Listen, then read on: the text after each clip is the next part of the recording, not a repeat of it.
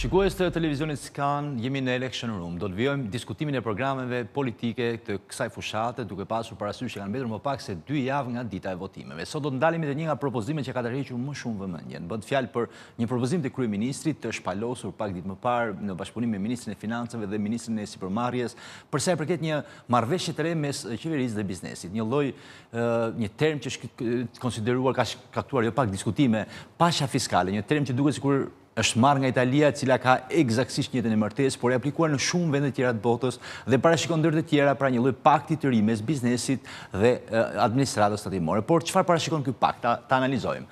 Atëherë paqja fiskale është një mundësi për bizneset që të rregullojnë marrëdhëniet me shtetin lidhur me të kaluarën tatimore. Pra ka pasur diskutime të shumta kur është propozuar kjo nisëm me idenë që është një lloj amnistie për të shkuarën, por nga krau tjetër qeveria ka thënë që kemi të bëjmë me një lloj rregullimi të marrëdhënieve mes biznesit dhe shtetit dhe sigurisht përcaktimin e disa normave të bashkëpunimit në të ardhmen. Ky instrument i ri ka 3 komponente të cilat janë shpalosur. Ti analizojmë pak se cilat janë komponentet. Është komponenti i parë i cili parashikon që çdo subjekt me tatim fitimi, pra që është subjekti i tatim fitimit, mund të nënshkruajë një marrëveshje 3 vjeçare me tatimet. Biznesi do të përjashtohet nga çdo kontroll tatimor dhe vizita në terren për 3 vite. Pra, kaq është ajo hapësira me cilën do të ketë një lloj, do të konsiderohet paqja fiskale. Ndërkohë, tatimi mbi fitimin do të vendoset në nivelin 15% mbi fitimin neto të dakordsuar. Pra, do të ketë një lloj dakordësie mes administratës tatimore dhe biznesit për të përcaktuar pra se sa është rendi i fitimit, duke analizuar 3 vitet e mëparshme dhe mbi bazën e mesatarizimit të tyre do të vendoset edhe fitimi 3 viteve të ardhshme. Megjithatë, një element që duhet të evidentuar është që vazhdimisht çdo vit do të ketë një lloj rinovimi të kësaj marrëveshje mes administratës tatimore për të bërë rishikimet e duhura. Ndërkohë, nëse biznesi deklaron fitim më të lartë se sa i dakordsuar, atëherë fitimi i shtesë do të atohet me vetëm 5%. Dhe biznesi do paguajë tatimin me 12 koste vjetore. Pra interesant është fakti pra që çdo fitim që do të jetë pra mbi atë marrëveshje i vetë deklaruar nga vetë biznesi pa shkuar për kontrolle apo pa pasur themi atë tensionin që krijojnë kontrollet e shumta të administratës tatimore, nëse biznesi vendos të vetë deklarojë, atëherë do mund të paguajë pra mbi marrëveshjen në nivelin 5% që duket që është një lloj diferencimi apo një lloj përshkallëzimi për sa i përket kësaj marrëveshje të re. Por të kaluar më pas tek komponenti tjetër, që është një komponent gjithashtu i rëndësishëm, është rishikimi i pasurive financiare për 5 vitet e fundit. Kjo është një nga pikat që në fakt ka pasur goxha diskutime, sepse kjo është ajo pikë që e bën për disa apo për ata që janë në një farë mënyrë dhe kritik të këtij pakti, kemi të bëjmë me një lloj amnistie për bizneset. Dhe parashikon që bizneset që dorëzojnë bilance apo deklarata kanë të drejtë të rishikojnë të kaluarën për 5 vite.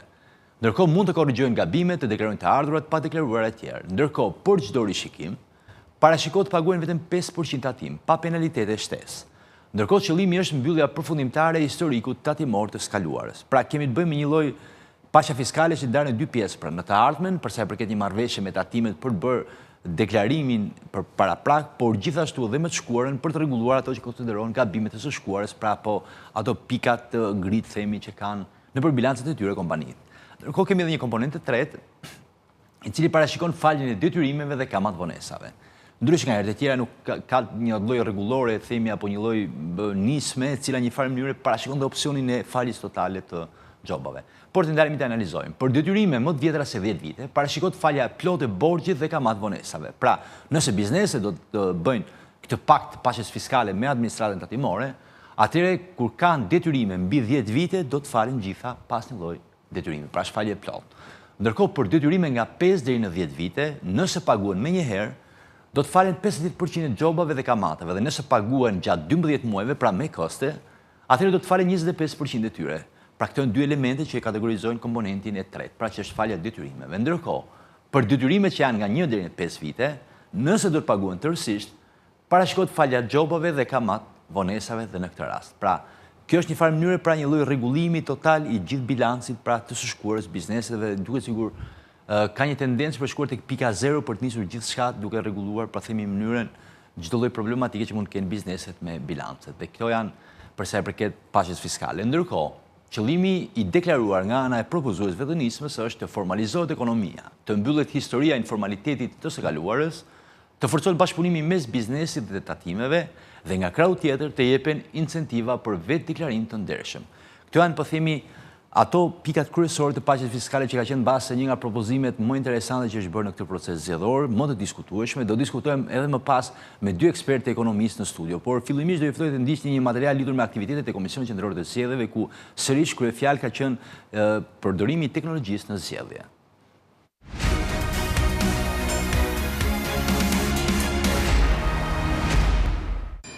Siç edhe e dini, është procedura e testimit operacional, procedurë të cilën Komisioni Qendror i Zgjedhjeve është i detyruar që ta respektojë në zbatim të ligjit, procedurë e cila i paraprin përdorimit të teknologjisë, konkretisht identifikimit elektronik të zgjedhësve.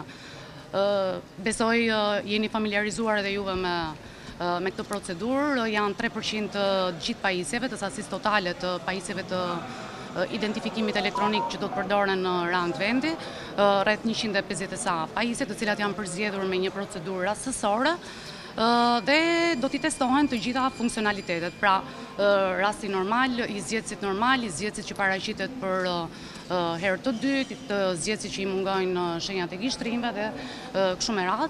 Në përfundim të kësaj procedure do prodhohet një raport i cili është përcaktues pra për përdorimin e kësaj teknologjie në zgjedhjet e 11 majit. Pas asaj procedure, auditimi që neve kryem fill pas zgjedhjeve të 14 majit 2023 dhe identifikimit të shkakut të asaj problematike, në fakt ishin problematika me dy natyra, janë marrë masat, të gjitha masat për masa shtesë, protokolle të shtuara për verifikimin, riverifikimin e pajisjeve përpara se të dalin nga kjo magazin për t'u drejtuar qendrave të votimit. Në fakt, duhet kryer procedura e testimit operacional sot, për të filluar më pas, pra mbasi të ketë një konkluzion pozitiv të kësaj procedure, do të filloj përgatitja e pajisjeve. Përgatitja e pajisjeve ende nuk ka filluar. Dhe në këtë protokoll të përgatitjes së pajisjeve do të ketë, janë parashikuar hapa shtesë për verifikimin e çdo pajisje në mënyrë që të jemi të sigurt që nga momenti që del nga magazina për t'u drejtuar qendrave të votimit, të mos ketë probleme teknike. Në mos gaboj, vlera diku është tek 1.1 milion $, sepse kemi pasur një update të softit, shërbime shtesë, mirëmbajtje për ato pajisje të cilat kanë rezultuar që kanë pas nevojë për mirëmbajtje, zëvendësim pjesësh. Kjo është vlera pak a shumë. Në rang vendi, domethënë janë 5.000 pajisjet janë 5538, ku përfshihet edhe sasia rezervë. Qendrat e votimit janë 5225. Në momentin që flasim, sepse është edhe procedura e rekrutimit të operatorëve, pra duhet të kemi të mbuluar edhe çdo qendër votimi me operator, në momentin që flasim kemi 31 qendra votimi, për të cilat nuk ka pasur aplikime, nuk kemi mundur që të përzgjedhim operator. Shpresojmë që ndërkohë edhe në ditët që kanë mbetur t'i mbulojmë këto qendra. Megjithatë duhet të thënë që në krahasim me procedurat e mëparshme, ku kemi pasur një numër më të lartë të qendrave të votimit që para ditës së zgjedhjeve kemi ditur që nuk do të përdorej pajisja e identifikimit për shkak të mungesës së operatorit, për zgjedhjet e 1 majit kemi një situash numër më të ulët të këtyre qendrave që ngelen zbuluar.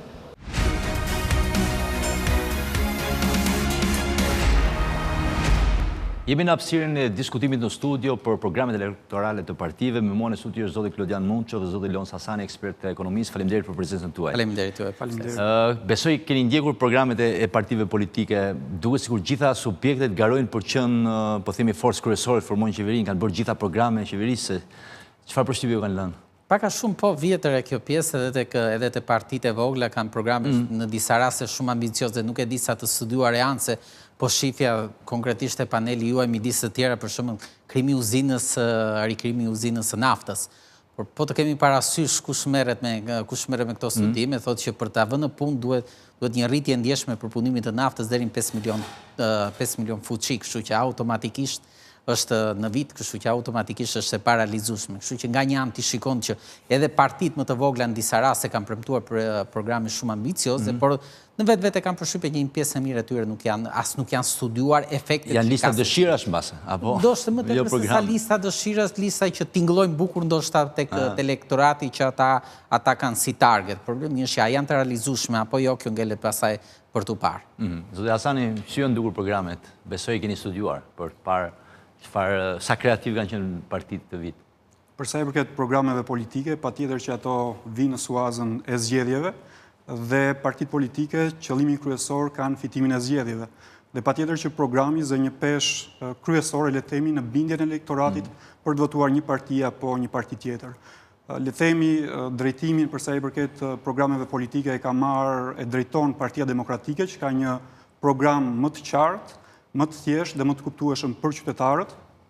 Patjetër, si kundërpërgjigje, le të themi mbas 2 javësh prezantimit të programit nga Partia Demokratike, kemi parë Partinë Socialiste që ka kopjuar disi programin e Partisë Demokratike. Të cilat pika? Në pikat të cilat janë shumë të rëndësishme, si minimumi jetik dhe pensioni që ishtë minimal nga krautja. Por edhe partitë e vogla politike kanë, le themi, një program në pjesën më të madhe të tyre, pikat e tyre, nëse i shojmë dhe nëse i zbërthejmë, ngrihen shumë pikpyetje për mundësinë e realizimit të tyre dhe për efektivitetin që ato mund të kenë pastaj në përkthimin për të mira dhe shërbime për qytetarët.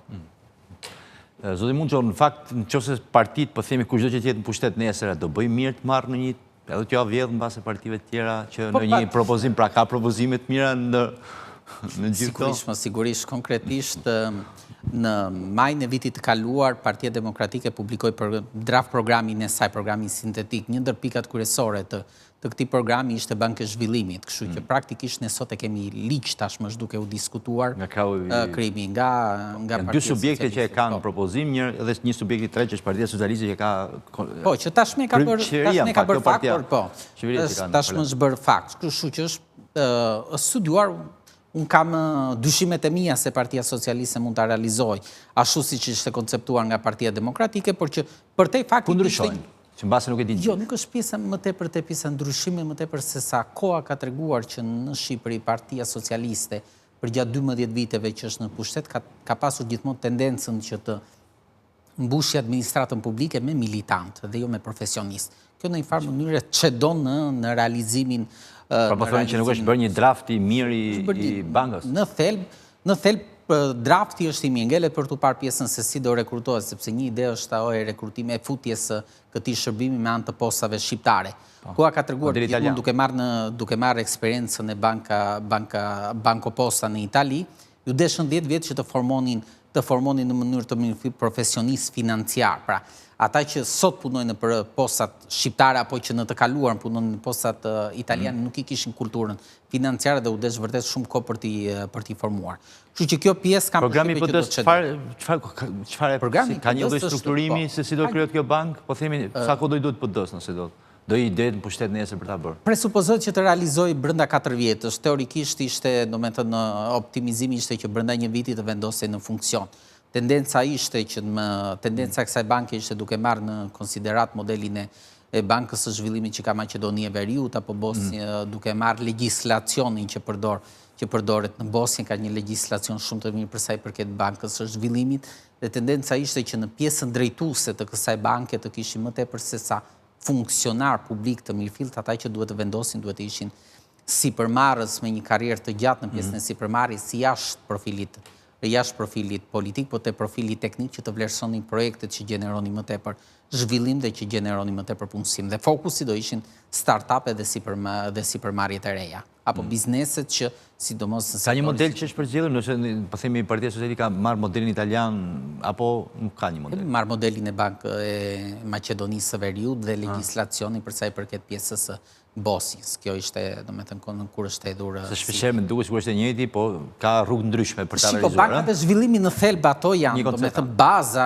baza është në vetë, pjesa është te teknicaliteti si do funksionojë. Domethënë është edhe vetë Partia Socialiste ka hedhur 2 ide, fillimisht është me Casa Depositi, siç është në Itali Casa Depositi Prestiti, që praktikisht do ketë disa filiale, ndoshta 2-3 filiale në gjithë Shqipërinë dhe pastaj ndoshta do zgjerohet, dhe një ide tjetër ishte ajo duke përdorur skemën e postës që ishte diskutuar disa herë në të kaluarën në Shqipëri.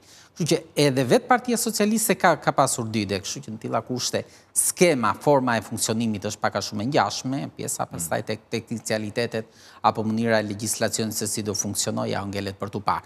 Në fakt tek ai drafti që doli në fillim për Bankën e Zhvillimit, ishte shumë pak e shpjeguar mënyra se si do funksiononte, si do zgjidheshin anëtarët e bordit, pse duhet të kishin një mandat 3 vjeçare të tjera. Por në koncept ka ardhur koha për një bankë zhvillimi ta kesh Shqipëria, pa gjithë bien dakord me këtë pikë. Të gjithë bien, po, kam përshtypjen që po. Po, patjetër edhe unë ndaj të njëjtin mendim si kolegu lidhur me Bankën e Zhvillimit, për sa i përket se dua të rikthehem tek pikat e programit politik, qoftë PD-s, qoftë PS, sepse shpeshherë partitë të cilat janë opozit kanë dhe komoditetin për të premtuar, le të themi, një shport më të madhe për qytetarët për sa i përket benefiteve që do përfitojnë qytetarët shqiptar. Nëse shohim, le të themi, programin e PD-s, të gjithë ekonomistët thonë që nëse ne i lëmë në duar qytetarëve më shumë të ardhura, më shumë para, mund të prekemi, le të themi, dhe nga flukse inflacioniste, që do të thotë mund të kemi një rritje të çmimeve dhe se si mundet PD-ja të ketë një program tjetër mbështetës për të korrigjuar, le të themi, këtë lloj problemi. Keni parë ngjashmëri mes programeve, po themi, o thatë pak më parë, kemi parë disa elementë kopjuara, por duket sikur të gjithë premtojnë ulje taksash, të gjithë e kanë lëshuar pak, pra janë duken më shumë programe, po themi, politike, pra që kanë tendencë programe elektorale apo programe ekonomike? Çfarë njësi u kanë dhënë? Ato janë sa programe politike, po aq edhe ekonomike, por përgjegjësia për partitë e vogla politike bie, sepse ato nuk do jenë, le themi, partitë të cilat do udhëheqin, partitë të cilat do jenë në qeverisje dhe patjetër që mund të jenë edhe premtime thjesht në listë dhe të paralizueshme. Por mund të jenë edhe parti kushtuese pas zgjedhjeve, për shembull, dhe mund të kenë pjesë të aleancës, disa pika, mund ndodh që patjetër mund të kemi dhe këtë lloj varianti, por për sa i përket, le të themi, lëvizjes bashkë, që ka një program krye këput, le të themi, komunist sipas bindjes time, do ishte një komunist apo neo? Unë do të cilësoja komunist, jo neokomunist, pavarësisht ndryshimit dhe mënyrës se si zgjedhin ta shesin ata të cilët drejtojnë këtë parti politike. Cilat pika janë dukur, po themi që janë dukur, po themi një farë mënyrë pak I gjithë programi, nëse ti e studion me imtësi, filozofia e ti është përqëndrimi kapitalit në dorën e shtetit dhe pastaj është shteti ai që zgjedh se si e vendos, le të themi, në punë kapitalin dhe si e shpërndan të qytetarët e vetë. Kështu që jemi një filozofi shumë të vjetër, le të themi, të ekonomisë, që përket shekullit 19, kështu që nuk ka më vend për të aplikuar aq më pak në ekonominë e vendit tonë dhe aq më pak bën eksperimente të tilla, të cilat larg qoftë të them të kushtëzohet qoftë Partia Demokratike, qoftë Partia Socialiste nga A kemi trendare filozofike se shohim për shembull një shtet vogël, po themi që propozohet nga zoti Sheja nga mundësia, kemi një shtet mega të pushtetshëm që është nga Lëvizja Bashk, kemi edhe pastaj atë shtetin e ndërmjetëm që janë nga subjektet e tjera. Kemi një ndarje të themi filozofike të programeve, si keni. Unë besoj që gjithë secili prej liderëve të rinj politik apo dhe të vjetër duan që të pozicionohen, le themi, edhe përsa i përket filozofisë tyre ekonomike, qoftë zoti Sheja që është pro qeverisë së vogël dhe pro një shteti i cili kontrollon pak tregun dhe i lë tregut hapësirë për të gjeneruar ekonomi, dhe qoftë edhe partitë të cilat janë diametralisht kundërta, siç është ajo e Arlind Qorit, që kërkon, le themi, një prezencë më të madhe të shtetit apo të dorës së shtetit në ekonomi. Dhe partitë tradicionale, patjetër që ato nuk ikin nga shinat e tyre kryesore, qoftë Partia Socialiste, qoftë Partia Demokratike, le themi, mund të kenë risi, por ato nuk dalin jashtë tradicionalitetit të tyre. Zoti Muço, kemi parë programin e PD se kemi një ulje taksave shumë të madhe, edhe pyetja është se a ka shtetit ku do i marrë ato parat? Shiko, nuk është ulje taksave në mënyrë të madhe. Aspekti parë, baza, le të themi programit të Partisë Demokratike, është qytetari dhe biznesi, dy shtillat kryesorë të zhvillimit. Çfarë është në një vend ku ka evazion të lartë, ku të dhënat të raporte nga më të ndryshme të thonë që është nga 35 deri në 40% ekonomia informale, aty automatikisht ajo që sugjeron dhe literatura ekonomike dhe modelet të zhvillimit të tregojnë që ulja e barrës fiskale dhe thjeshtëzimi i sistemit fiskal të gjeneron formalizim të ekonomisë, e replikuar nga Partia Demokratike edhe në 2008 kur u fut për herë të parë në është njëri kontekst ekonomik në këtë kohë, po themi se taksa sheq kur vendos për herë të parë sigurisht prodhoi një zgjerim të bazës të ardhura. Konkretisht edhe sot që ne po flasim, aktualisht janë rreth 60 shtete në botë që aplikojnë, janë rreth 17 shtete në Europë që aplikojnë, janë rreth 5 shtete. Në rajon kemi? Po, kemi 5 shtete sot në Bashkimin Evropian që e implementojnë. Nivelin e kanë sa Shqipëria apo 10% apo 15%? Ndryshon pjesa e asaj. konkretisht Malizia ka 9%, Maqedonia e Veriut e ka 10%, Bullgaria ka 10%, Rumania në mos gabohem e ka 12%. Ke pastaj Hungarin që të implementon përsëri një sistem fiskal flat, ke Letonin dhe Lituanin që kanë sistem fiskal flat. Pra praktikisht ka eksperjenca sot që implementojnë këtë si sistem. Po ne kemi biznesi sot për shembull nuk paguajnë taksa. Mund ndodh që ne se po themi dikush do paguajë më shumë, dikush më pak, duke përfshirë gjithë apo do ketë një normë. Nëse do pyesë si ekonomist do thoja që të gjithë duhet japin kontributin e tyre në arkat e shtetit, qoftë biznesi i vogël, qoftë biznesi i madh. Është zgjedhur konkretisht në programin e Partisë Demokratike, zgjedhur që biznesi i vogël do vazhdoj të mos paguajë deri të gjithë ata që kanë një xhiro 18 milion lekë. Qëllimi i kësaj ka të bëjë me pjesën që janë biznese të vogla që kanë në fokus punësimin dhe mirëqënien e familjarëve të tyre, konsiderohen bizneset e vogla, konsiderohen biznese familjare në tilla kushte, është dhënë që qëllimi është që të rritet mirëqënia, të rritet familja, të zhvillohet familja të tjerë. Prandaj është lejuar, domethënë, mos paguajnë taksa dhe kosto e menaxhimit të pagesës së taksave në disa raste kushton më tepër se sa vetë pagesa e taksave. Një pyetje në fakt e kam për dy ju. Kemi njërin palë, po themi, apo subjekte politike që premtojnë ulje ndryshimin e modelit taksimit, pra duke kaluar në taksën e sheshtë, por kemi nga krau tjetër vijimin nga Partia Socialiste në pushtet, vijimin e të njëjtit model taksimi, por ka propozuar një nismë të re që është paqja fiskale, e cila një farë mënyrë duket sikur vendos në një rend të ri bashkëpunimi bizneset me tatime duke bërë vetë deklarime dhe një lloj norme taksimi pak më të ulët përfitimet mbi atë që është pjesë e kontratës. Pra si keni parë këto dy qasje, po themi? Po unë besoj që Partia Socialiste tashmë, le themi, ka konsoliduar marrëdhënien e vet për sa i përket barës fiskale apo paketës fiskale, të cilën tashmë e ka prej vitit 2013. Kështu që çfarëdo lloj risie të mund të sjellë, do vazhdoj me të njëjtin sens të kuptuar dhe të filozofisë vetë të mbledhjes taksave, sepse ashtu e përkthejmë pastaj edhe në rikthimin tek qytetarët përmes investimeve të mëdha që ajo ka bërë në vitet e fundit për te akuzave për korrupsion, le themi qoftë partive opozitare apo edhe përveç SPAK-ut, cilët ka bërë hetimet ndryshme.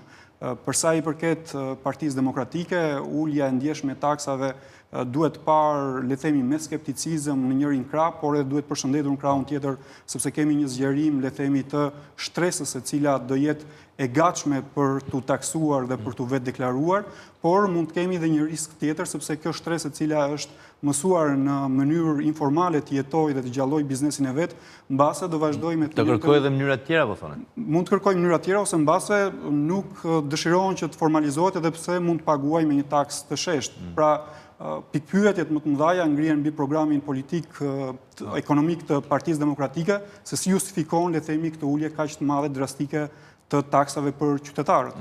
Zë Muço, një kundërpërgjigje se do ta keni në këtë rast profesionale teknike. Partia Demokratike, Partia Euroatlantike, nëse mund ta quajmë kështu, nisma thurje me Adriatik Lapaj, Agron Shea, të tjerë kanë taks të sheshtë. Kalojmë tek pjesa e Partisë Socialiste që thotë një sistem fiskal progresiv. Po ta shikojmë në vetvete, sistemi fiskal progresiv është vetëm për punën, ndërsa për kapitalin ngelet përsëri e sheshtë. Kështu që në thelb, në vetvete nuk është se ka ndonjë ndryshim të madh. Të gjithë i mëshojnë pjesës së një sistemi fiskal proporcional të thjeshtëzuar për qytetar, duke parë kontekstin në të cilën operon ekonomia shqiptare sot. Për të kaluar te paqja fiskale, në fakt, ka qenë një nismë në të kaluarën që është debatuar shumë, e kritikuar nga Fondi Monetar Ndërkombëtar, e kritikuar nga Bashkimi Evropian për sa i përket për amnisti. Për amnistin. Kështu që dhe që është diskutuar 2-3 herë është tentuar të. Po, është tentuar, por në fakt është konsideruar, domethënë nuk është kritikuar jashtëmase shumë, qoftë nga Fondi Monetar Ndërkombëtar, qoftë nga Bashkimi Evropian. Tilla kushte i kanë ndryshuar në një farë mënyrë emrin, nga amnistia kanë lënë në paqe fiskale, po në vetvete çfarë tregon? Tregon që të gjithë ato biznesen, në thelb konteksti i paqes fiskale kjo është, që të gjithë ato biznese që në të kaluarën kanë fshehur të ardhurat, mjafton që në 3 vitet e fundit të bëjnë një rideklarim dhe ato do të paguajnë vetëm 5%. Çfarë ndodh? Ka ndodhur, le të themi, amnisti të tilla fiskale në vende të Italia ka pas, Italia ka bërë disa, India ka pas, Italia ka bërë disa, ka bërë dhe Greqia ka bërë në të kaluarën, Turqia ka bërë në vitet 80, shumë të theksuar ku kanë qenë skema për të rritur të ardhurat. Skema Turqia ka zhvilluar sektorin turistik me këtë lloj skeme, ku kërkoi që nxirin, do me thënë, bëri një amnisti totale, vetëm që parat i orientroi drejt sektorit turistik, që kemi ato turizmin që shohim të gjithë sot. Për teja këtyre aspekteve, koha ka treguar në të gjitha këto vende që është replikuar, sidomos në Itali që e kanë përsëritur, disa herë që në të fakt nuk ndihmon në formalizimin e ekonomisë, ndihmon në gjenerimin e një fluksi të ardhurash në një periudhë afat shkurtër, por që në periudhën afat gjatë gjithmonë ka treguar që nuk gjeneron formalizim ekonomie, përkundrazi stimulon bizneset që në të ardhmen të fshejnë përsëri të ardhurat, sepse ti në një farë mënyrë me këtë lloj skeme çfarë bën? Ti stimulon në të ardhmen që bizneset të fshejnë të ardhurat, sepse ndoshta do ketë një... Po, në është një argument që jepet vazhdimisht pra që edhe falja gjobave të makinave, gjithashtu një lloj argumenti që mbas në teoritë ekonomike është i njëjtë pra. Kam përshtypjen që përgjithsisht ekonomistët nuk i mbështesin shumë kam përshtypjen që edhe pjesa e faljes së gjobave apo faljes nuk do të ishte zero, do të kishte një kam përshtypjen që nuk duhet që të ishte. Në disa raste ka një logjik kur thuhet që ka kaluar mbi 10 vjet, në përgjithsisht vende të ndryshme bëjnë që mbas një tot vitesh thotë që nuk ka më shanse që ti të rekuperosh ato dhe forma më e mirë është bërjen zero, do me thënë kontabilizimin e tyre në zero, sepse kjo në një farë mënyre të lehtëson dhe sistemin. Po për te këtij aspekti, koha ka treguar që faljet nuk se ndihmojnë në formalizimin e ekonomisë dhe dëmtojnë në thonjza biznesin e ndershëm apo qytetarët. Po nëse ne do të kishim nesër një, po themi, s'po du të them për biznes shumë mëdha, po nëse do të kishim një për të nisë një bursë, do duhet që të nisim nga një pikë zero. A mund të krijojë kjo një pikë zero ku gjithë bilancet, po themi, e shkuara rregullohet dhe nis një biznes nga pika zero në këtë lloj forme? Po kemi një eksperiencë shumë të keqe në një farë mënyrë të Shqipërisë. Kemi atë periudhën e viteve 90 ku e bëm një tabula rasa. Shqipëria, nëse do kthemi pak mbas në kohë në vitet 90 ka implementuar shok terapi totale. Me thënë një ndër vendet që ka implementuar në variantin më ekstrem, do me thënë shok terapi. Edhe shquetur një shok pa terapi mbase. Le të themi që Willem Easterly, një ish ekspert i Bankës Botërore në librin e tij Zhvillimi i Paarritshëm, e thoshte që Shqipëria ka qenë studenti jonë më i mirë. Megjithatë, do me thënë edhe ai e pranon që ishte një dështim total dhe një implementim, do me thënë një modeli të gabuar, i sugjeruar nga institucionet ndërkombëtare. Koha ka treguar që kjo tabula rasa, kjo bërje në zero ta nisim nga fillimi, jo gjithmonë sugjerohet apo jo gjithmonë gjeneron zhvillim. Sot nuk duhet të nisim nga ajo që të bëjmë zero, nuk mund të harrojmë zero. Mund ta bëjmë një herë zero që të bëjmë një amnisti totale siç u diskutua, po amnistia totale di çfarë nuk kupton? Që të zhdukësh të gjithë nga sistemi, të gjithë ata që kanë bërë korrupsion, evazion, që kanë fshehur të ardhurat, që janë marrë me ekonomi kriminale, të hiqen nga sistemi, të dalin një herë për gjithmonë, të fshish totalisht këta njerëz nga sistemi dhe nga administrata publike, atëherë ndoshta kjo mund të funksiononte, por që duhet vetëm një herë. Ky program ka dy pjesë, është pjesa e shkuarës, por ka dhe pjesën e të ardhmes. Si shikoni faktin, po themi që eliminon këto vizitat e tatimorëve nëpër biznese dhe ndërkohë do duhet të një farë mënyrë të kemi një lloj marrëveshje paraprake bazuar mbi të ardhurat 3 viteve të fundit për të bërë projekcionet e të ardhurave të vitet të ardhshme me 15% dhe çdo fitim mbi do jetë me 5%. Shiko, ka një logjik pjesa e heqjes së kontrolleve tatimore. Koha ka treguar që në fakt kontrollet e shpeshta tatimore gjenerojnë në një farë mënyrë gjenerojnë burokraci dhe burokracia shoqërore. Pak presion mbi biznes. Presion. Literatura ekonomike njeh që burokracia është e barabartë me korrupsion.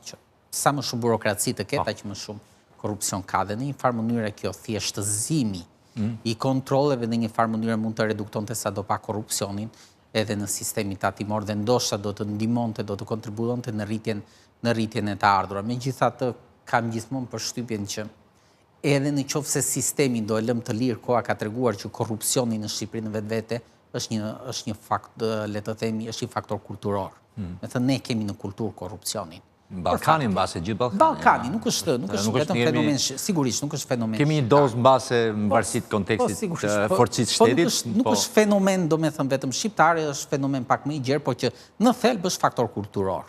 Ne kemi pas edhe përgjatë diktaturës, ideja ishte që kur shkohet e mjeku apo ku ta diu ti çojë një dhuratë, kështu që në të tilla kushte është e vështirë që ti të zgjidhësh një problem siç është korrupsioni apo evazioni thjesht duke i lënë të lirë ata dhe duke bërë një deklarim paraprak dhe duke bërë një korrigjim të 3 vjeçar. Kam përshtypjen që gjithmonë duke u bazuar në eksperiencat më të mira ndërkombëtare, gjithmonë duke u bazuar në pjesën se çfarë thot literatura ekonomike, thjeshtëzimi i sistemit fiskal është ai që formalizon ekonominë dhe zjeron bazën e tatueshme, e kishe në disa programe këtu pjesën që ndoshta rimbursimi të VSH-s me anë të faturave përsëri është një faktor. PD-ja ka dhënë tek shporta e konsumit për pensionistët, nis mathurje në mos gabojmë me pashteri deri në 10% e faturat, pra në thelb implementuar në disa vende aziatike kjo lloj politike, ka dhënë, le të themi, ka dhënë rezultat. Pra praktikisht duhet stimuluar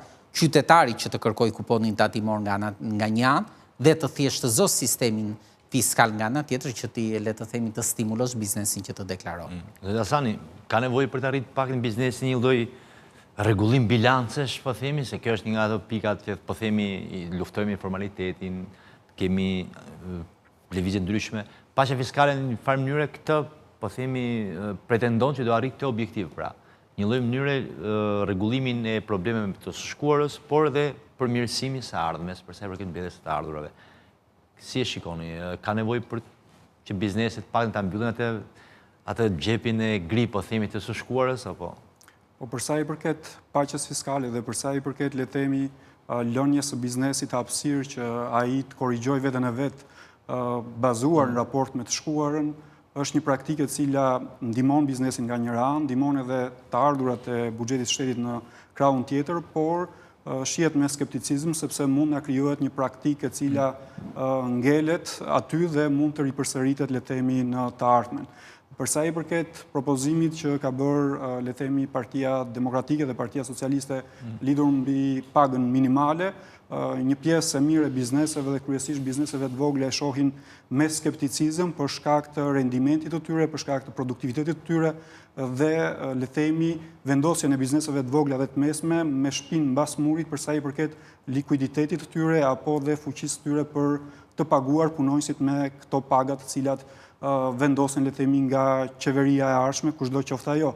Dhe kjo mund të nxjisë informalitetin ose mund të nxjisë nga njëri krah që bizneset mos paguajnë ose të paguajnë në dorë dhe patjetër të shmangin, le të themi, detyrimet që kanë ndaj buxhetit të shtetit apo ndaj edhe sigurimeve shoqërore dhe shëndetësore të personave të punësuar. Duket sikur ka një qasje filozofike ndryshme në dy partitë kryesore pretendente për të marrë pushtetin pas 11 majit. Kemi, po themi, Partinë Demokratike e cila mendon që taksa shesh, po themi, një farë mënyre do të prodhojë dhe sigurisht edhe masat e tjera do të prodhojnë një ulje të informalitetit dhe në bazë gjithë programi është bazuar me sa di tek pjesa tajkoshi i informalitetit që çfarë do të sjellë duke formalizuar pra teorinë e kompensimit. Ndërkohë kemi nga krahu tjetër, po themi, paqen fiskale, e cila një farë mënyre ku shteti është pak më nuk është totalisht në dorë të biznesit, por është edhe vetë shteti një farë mënyre pra duke bërë marrëveshje me biznesin dhe kjo është mënyra për të formalizuar, po themi, ekonominë. Janë dy qasje të ndryshme te kjo gjëja. Besoni që, po themi, shteti duhet të ketë pak rol te kjo betejë e kundër informalitetit apo do të jetë lirë, po themi, sigurisht se PD-ja parashikon përmes lehtësirave? Mendoj që duhet të jenë të dyja mekanizmat që duhen përdorur, patjetër që duhet të stimulojmë vetë biznesin i cili të bëj deklarim dhe të futet në atë shportën e qeverisë që etaton, por patjetër që duhet, le të themi, dhe qeveria përmes mekanizmave kontrollues dhe shtrëngues, le të themi, për aq sa i lejon ligji dhe kuadri ligjor, të bëjnë ndaj bizneseve për të rritur numrin e tyre dhe formalizimin e tyre. Sepse nëse krijojmë hapësira qoftë edhe në momente të rëndësishme politike, siç janë edhe zgjedhjet, bizneset dhe qytetarët mund të përfitojnë nga mospagimi i taksave apo dhe detyrimeve që kanë ndaj qeverisë apo dhe ndaj palëve të tjera të cilat lidhen me shtetin. Të nderemi, nuk është me leje, është ndërhyjni sapo ta gjykoni. Praktikisht Partia Demokratike nuk thotë që do luftojë informalitetin vetëm duke ulur taksat. Midis të tjerë ka për shembull një kod fiskal që nuk ekziston sot dhe që të rregullojë gjithë pjesën e procedurës fiskale. Ka një sër mekanizme. Ka një strategji pak më të madhe se sa vetëm zërimi bazë. Zakonisht ajo artikulohet publikisht, pra taksa shesh, po themi, dhe zërimi bazës. Domethënë për qytetarët e thjeshtë normalisht në Partia Demokratike ka një program goxha të studuar për gati një vit të radhës që kanë bërë një sër për llogaritje, stimulime, projekcione se si do arrihet deri këtu. Kështu që sigurisht nuk do luftohet informaliteti vetëm duke ulur presionin fiskal. Më ngacmon për një pyetje në fakt. Ka për llogaritje, po themi, masa është pesha e gjithë masave që ka programi dhe sa është koshi i informalitetit një farë mënyrë që mund ta kompensojë, se duket sikur po themi, po heqim dorë nga diçka që kemi të sigurt që janë të ardhurat, dhe ndërkohë në krau tjetër po futemi në një terren që është paksa gri dhe nuk e dim sa mund na prodhojë. Është një pikë pyetje. Pyetje shumë e drejtë. Ta nisim një ndër premtimet kryesore të Partisë Demokratike është minimumi jetik, përcaktimi me ligj të 200 euro. Kështu që një kosë që llogaritet diku ke 380 milionë euro, kaq është për llogarit.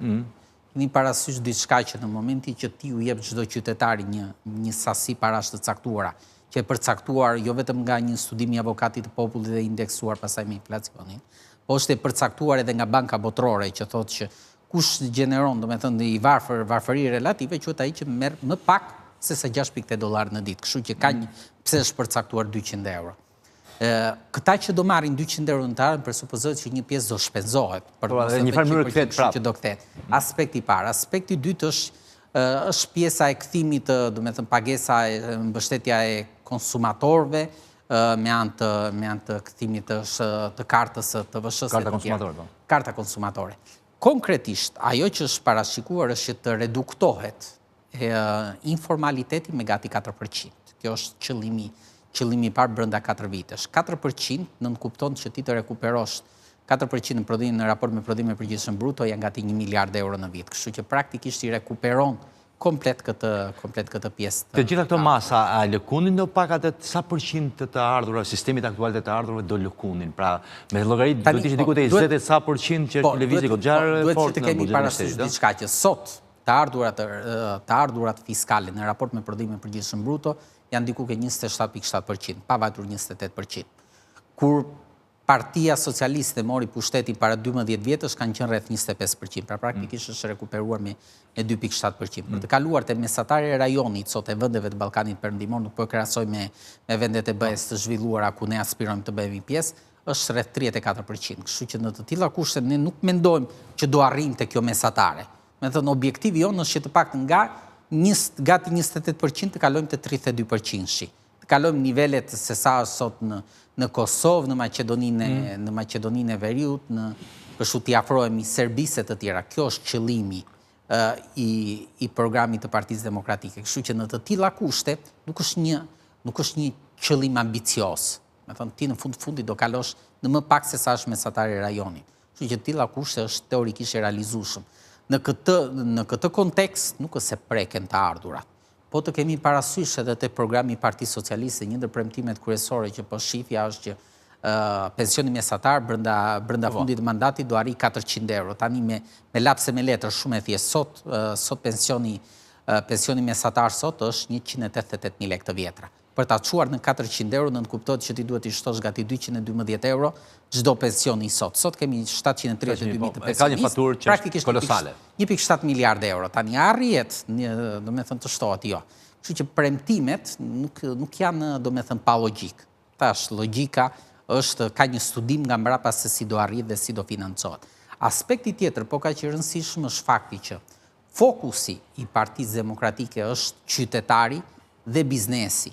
Nuk do jetë më fokusi i investimeve marramëndse në infrastrukturë, siç ka bërë vetë Partia Demokratike në periudhën 2010-2013. Kishin projekti rrugëve. Kishin projekti rrugëve që ndërtuan me mijëra kilometra rrugë, apo këtë që po bën Partia Socialiste sot dhe që e ka programuar edhe në të ardhmen ku diskutohet rreth 700 kilometra rrugë të reja, diskutohet 300.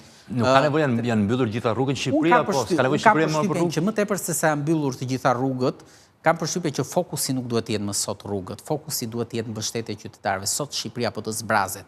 Sot Shqipëria në 10 vitet e fundit është Po një rrugë e ndihmon në një zonë pra të mos i shtrosh rrugën një fshat, do bëj pak të jap një rast. Jo, në balans, nuk mendoj që nuk them që do t'i bëj zero, nuk them që fondet për rrugët do bëjnë zero, them që ka rreth 500 kilometër rrugë të reja. Kështu që të kuptojmë diçka. Sot kemi koridorin blu të Europës, që një pjesë ka filluar dhe jepet është ndërtuar një pjesë me koncesion dhe vazhdohet që të jepet një sër koncesionesh të tjerë të ndërtojnë nga privati. Për te aspekti që është mirë të ndërtoj privati apo jo, se kjo është një debat tjetër, po thelbi është që Bashkimi Evropian për këtë rrugë ka dhënë disponibilitetin e vet, duke qenë që një koridor strategjik ka dhënë mbështetjen e vet që mund ta bashkëfinanconte. Në fakt çfarë ka zgjedhur Çfarë ka zgjedhur partia që sot është në pushtet? Ka thënë që jo, nuk duam që ta financojmë sepse kështu harxojmë shumë kohë. Preferojmë që ta japim. Në fakt edhe me Ekurudhat, po të shohim ka shumë vite që po punon Ekurudhat për shkak 4 vite, 5 vite mes. Për të pa ka kohë Shqipëria të presë aq shumë vite. Është edhe kjo pyetje që duhet bërë. Është shpyetje që ha debat, po koha ka treguar që dikush e përmendi, diku e dëgjova që se në njëjtën logjikë edhe rruga Komit besoj u mbani me rruga Komit me një logjikë ndërtua. Duhet kemi parasysh edhe kontekstin kur ndërtohet. Do të thënë flasim para gati 15 vitesh, kështu që tilla kushte teknologjia para infrastruktura besoj të jenë diskutim kudo. Sigurisht që infrastruktura nuk do bëhet zero, por që fokusi nuk do jetë me infrastruktura. Sot që po flasim në buxhetin e 2025-s kishe investimet në infrastrukturë ka për rekord 5.2% të prodhimit përgjithshëm bruto. Në këtë rast, do të thënë nëse Partia Demokratike vjen pra ju keni fokusuar qytetarët e biznesit do jetë pra gjëra të prekshme. Po themi që tek familja më shumë. Ne duam te familjat e biznesit, ne duam që të kthemi mbas të kemi mundësinë që të thithim investime të huaja direkte. Jo se sot në vlerë mungojnë investimet e huaja direkte, po të shikojmë të dhënat e fundit të Bankës së Shqipërisë treguan që investimet e huaja direkte ka për rekord, por ti pasaj kur shkoj e lexoje çfarë ishin këto investime, shikoj që 839 milion euro nga gati 1.2 miliard ishin reinvestime që kishin bërë kompanitë e huaja që operonin në vend. Pra praktikisht nuk jo investime të huaja të mirëfillta për hapjen e vendeve të reja të punës. Në mbaj mend që po të kemi parasysh të kthehemi pak mbas në kohë, na erdhi TAPI, na erdhi vepra të rëndësishme, vepra të rëndësishme, privatizime të rëndësishme në kompanitë publike. Pra qëllimi është që Shqipëria të kthehet në një vend atraktiv për të investuar.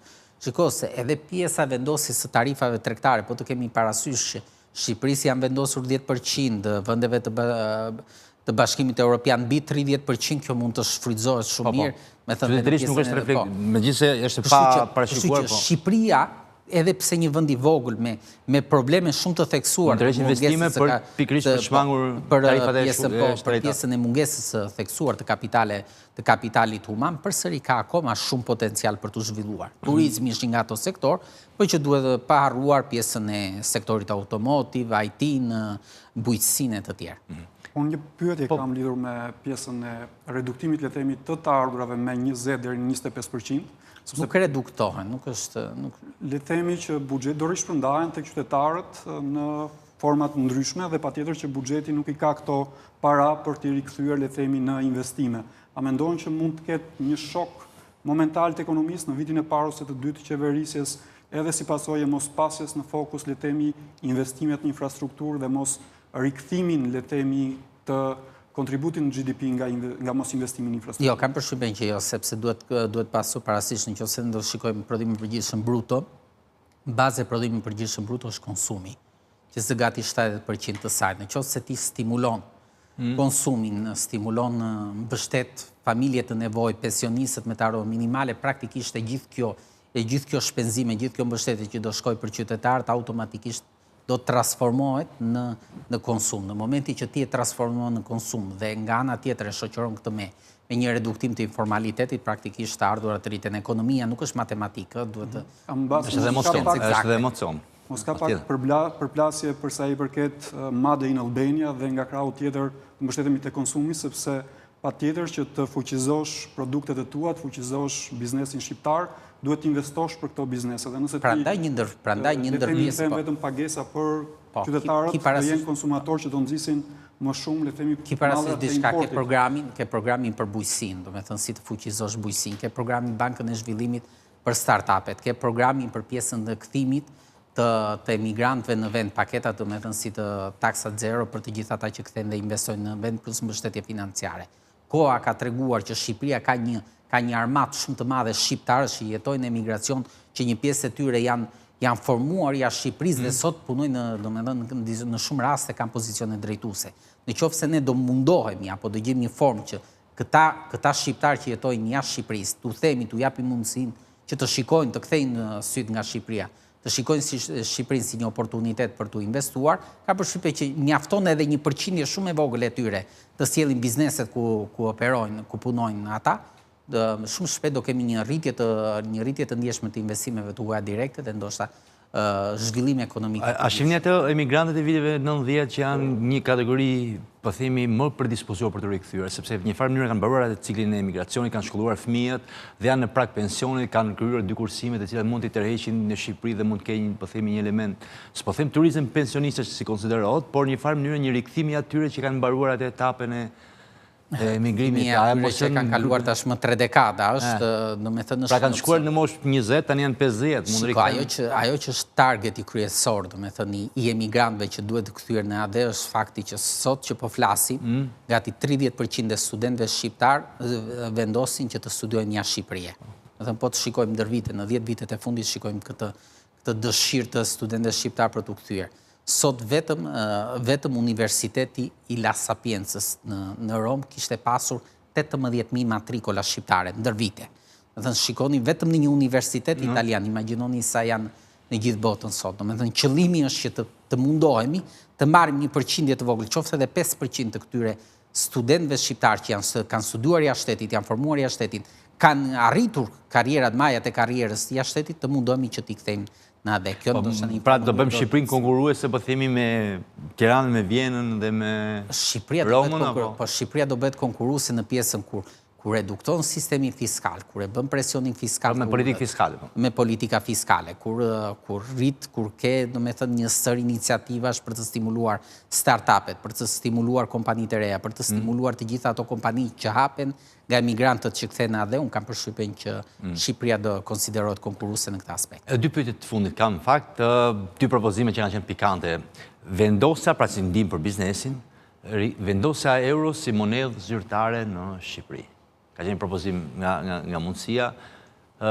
Sa mundet do ishte, çfarë efekti mund të kishte? A ju ka kuriozuar ndo pak si propozim apo? Patjetër, si ekonomist, le themi e kemi sjell edhe si ushtrim, le themi edhe në bankat e universitetit apo në leksione, seminare që mbajmë me studentët, se çfarë efekte shpritet të sjellë nëse ne bëhemi pjesë e eurozonës, edhe nëse zgjedhim, le themi, të bëhemi pjesë e zonës euro ose monedhës euro pa qenë pjesë e Bashkimit Evropian, që të ketë, le themi, efekte në ekonominë e vendit nëse nuk bëhet në harmoni të plot me politikat e Bankës Botërore, apo dhe të FMN-s, apo dhe të Bashkimit Evropian, sepse patjetër që kjo do krijojë jo vetëm, le themi, një zhvlerësim në rastin konkret kur ne kemi një mbiçmim të lekut në raport me euron, po patjetër duhet edhe që bizneset mësohen me monedhën e re dhe me, le themi, bilancet e reja të pagesave në monedhën euro. Është një propozim, zoti Munço, që mund të ishte edhe programin e Partisë Demokratike apo? Ja, ne shikojmë me skepticizëm. Koha ka treguar që pasi një monedhe, pasi autonomisë monetare në një farë mënyrë përdoret për politika zhvillimore.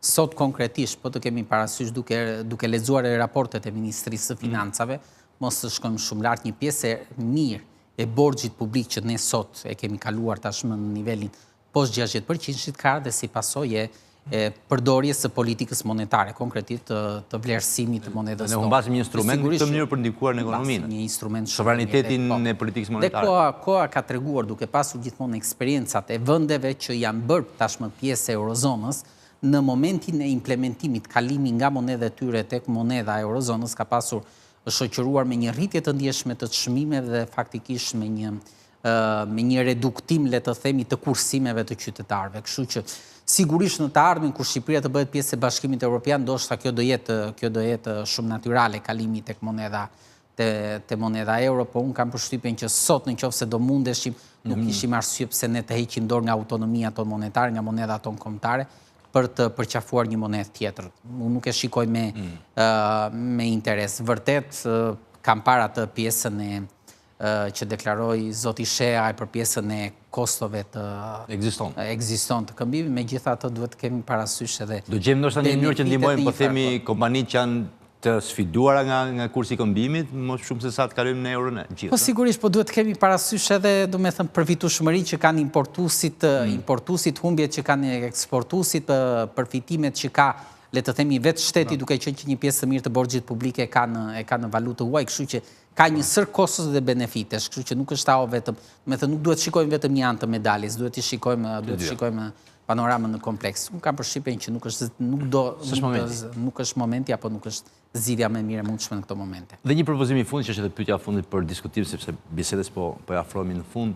Është ideja kur diskutuar reforma pensioneve, është diskutuar vazhdimisht opsionit për krimin, pra alternativat e krimit të fondeve sovrane. Shqipëria, për te propozimit kush e ka bërë, a ka nevojë Shqipëria për një fond sovran në këtë kohë dhe a mund ta krijojë një fond sovran në ndonjë formë që ta përdor? Ti thua fondi sovran për sa i përket pjesës së menaxhimit të pensioneve. Koha ka treguar në fakt që në Shqipëri... Apo dhe një fond që ta përdorin për qëllime tjera, pastaj që mund të jetë për investime. Koha ka treguar që në Shqipëri në fakt pjesa, unë nuk kam shumë besim tek menaxhimi shtetëror. Koha ka treguar që shqiptarët që punojnë në administratën publike jo gjithmonë impenjohen në maksimum që të themi që të japin më të mirën e tyre. Për sa i përket skemës së pensioneve mund të ishte shumë mira o pjesa e kalimit tek dublimi kalimit tek skema publike plus private që do funksiononte shumë më tepër. Pjesa e një fondi sovran unë do shikoja me skepticizëm. Sigurisht shumë vende e kanë fondi sovran, funksionon, unë në Shqipëri do shikoja vërtet me skepticizëm. Do të Hasani? Unë mendoj kundër nga kolegu që e shoh të nevojshme pasjen e një fondi sovran, sidomos në kushtet emergjente ku është stresa e pensionistëve, ku prej vitesh tashmë vuajnë, le të themi, mospasjen e një pensioni dinjitoz për të mbuluar kostot e tyre, përgjigja dhe zgjidhja më shpejt që mund t'i jap qoftë Partia Demokratike nesër në pushtet, qoftë Partia Socialiste nëse do rikonfirmohet në pushtet, është ngritja e një fondi sovran, i cili vjen kryesisht nga sektorët më strategjik të vendit dhe me një produktivitet më të lartë, ose mund të kemi dhe taksime, le të themi, të atyre bizneseve që i kemi vënë në dispozicion në tokën apo burime të tjera të rëndësishme të krijojnë fondet pra për t'ia rikthyer le të themi kështu pensioneve, sepse në këtë pensionistëve, sepse në këtë mënyrë nuk prekim edhe buxhetin e shtetit, por ruajmë le të themi dhe të njëjtën nivel investimesh që kemi padur në vitet e mëparshme. E fundit është edhe një propozim fakt që është bërë nga Lëvizja Bashk për ku punojësit të zotërojnë 10% tek kompanitë publike. Është një ide interesante, ngjason me bursë apo është pra mund të ishte bërë para në vitet 90, sot faktikisht që ne po flasim kompanitë publike. Por do listoheshin në bursë, por themi kanë një numër shumë të limituar, pjesa dërmuese e tyre janë me humbje, kemi shumë pak kompani publike që ja vlen vërtet, do të thënë që janë me benefite siç janë kompanitë që janë në sektorin elektroenergjetik, edhe është edhe posta shqiptare që konsiderojnë kompani publike të mirëfillta dhe mund të gjenerojnë të ardhur. Ujësielësit deri diku po ka një sër problematikash në pjesën e menaxhimit dhe koha ka treguar që edhe pse mund të nëse do menaxhoheshin mirë mund të gjeneronin shumë të ardhura, sot që po flasim kanë goxha borxhe dhe nuk se gjenerojnë fitim. Që unë e shikoj me skepticizëm, nuk është sot problemi. Për një realitet hipotetik, po themi kur gjitha këto performojnë, kur kemi një vend perfekt që funksionon në mënyrë perfekte, kur kemi një popullsi norvegjeze që sjellim në Shqipëri që të jetojnë në realitetin shqiptar, sigurisht normalisht do funksiononte në perfekcion që fondi sovran se ata e kanë apo që pjesa e menaxhimit. Konkretisht sot që po flasim, nuk është problemi se sa do disponojnë 10% të fondeve. Sot është e rëndësishme që kush është menaxhmenti që menaxhon kompanitë publike.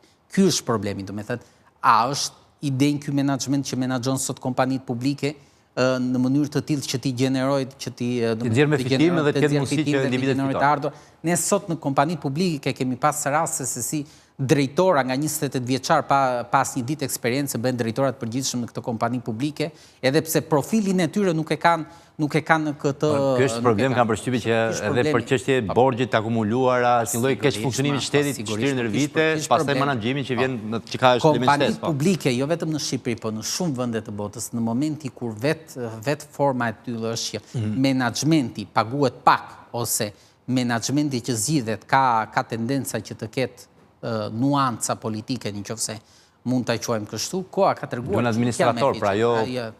Duan administrator. Duan administrator, duan le të themi të funksionojë një lloj siç funksionon biznesi privat. Biznesi privat është më eficient. Koha ka treguar që funksionon. Në kontekstin ekonomik që ndodhet Shqipëria, unë e shoh të paralizueshme. Unë do isha pro dhe dakord që të propozohej një mbështetje më e madhe për të të punësuarit në kompanit publike, ku të rriteshin pagat e tyre, të kishin kushte më të mira pune, apo edhe mbështetje të tjera bonus për të punësuarit. Por në momentin kur ne kemi këto kompani publike të cilat ofrojnë shërbime publike dhe nuk i ofrojnë një cilësi të dur ndaj qytetarëve, patjetër që këto para duhen menaxhuar mirë dhe duhen rikthyer te qytetarët me shërbime më cilësore dhe me shërbime më të shpejta ndaj qytetarëve. Pra kjo është zgjidhja që mund kemi. Ju falenderoj për këtë bashkëbisedim, zoti Munço, faleminderit për bisedën, zoti Hasani, faleminderit. Faleminderit. Shikues televizionit kanë pak minuta publicitet për të rikthyer në pjesën e dytë.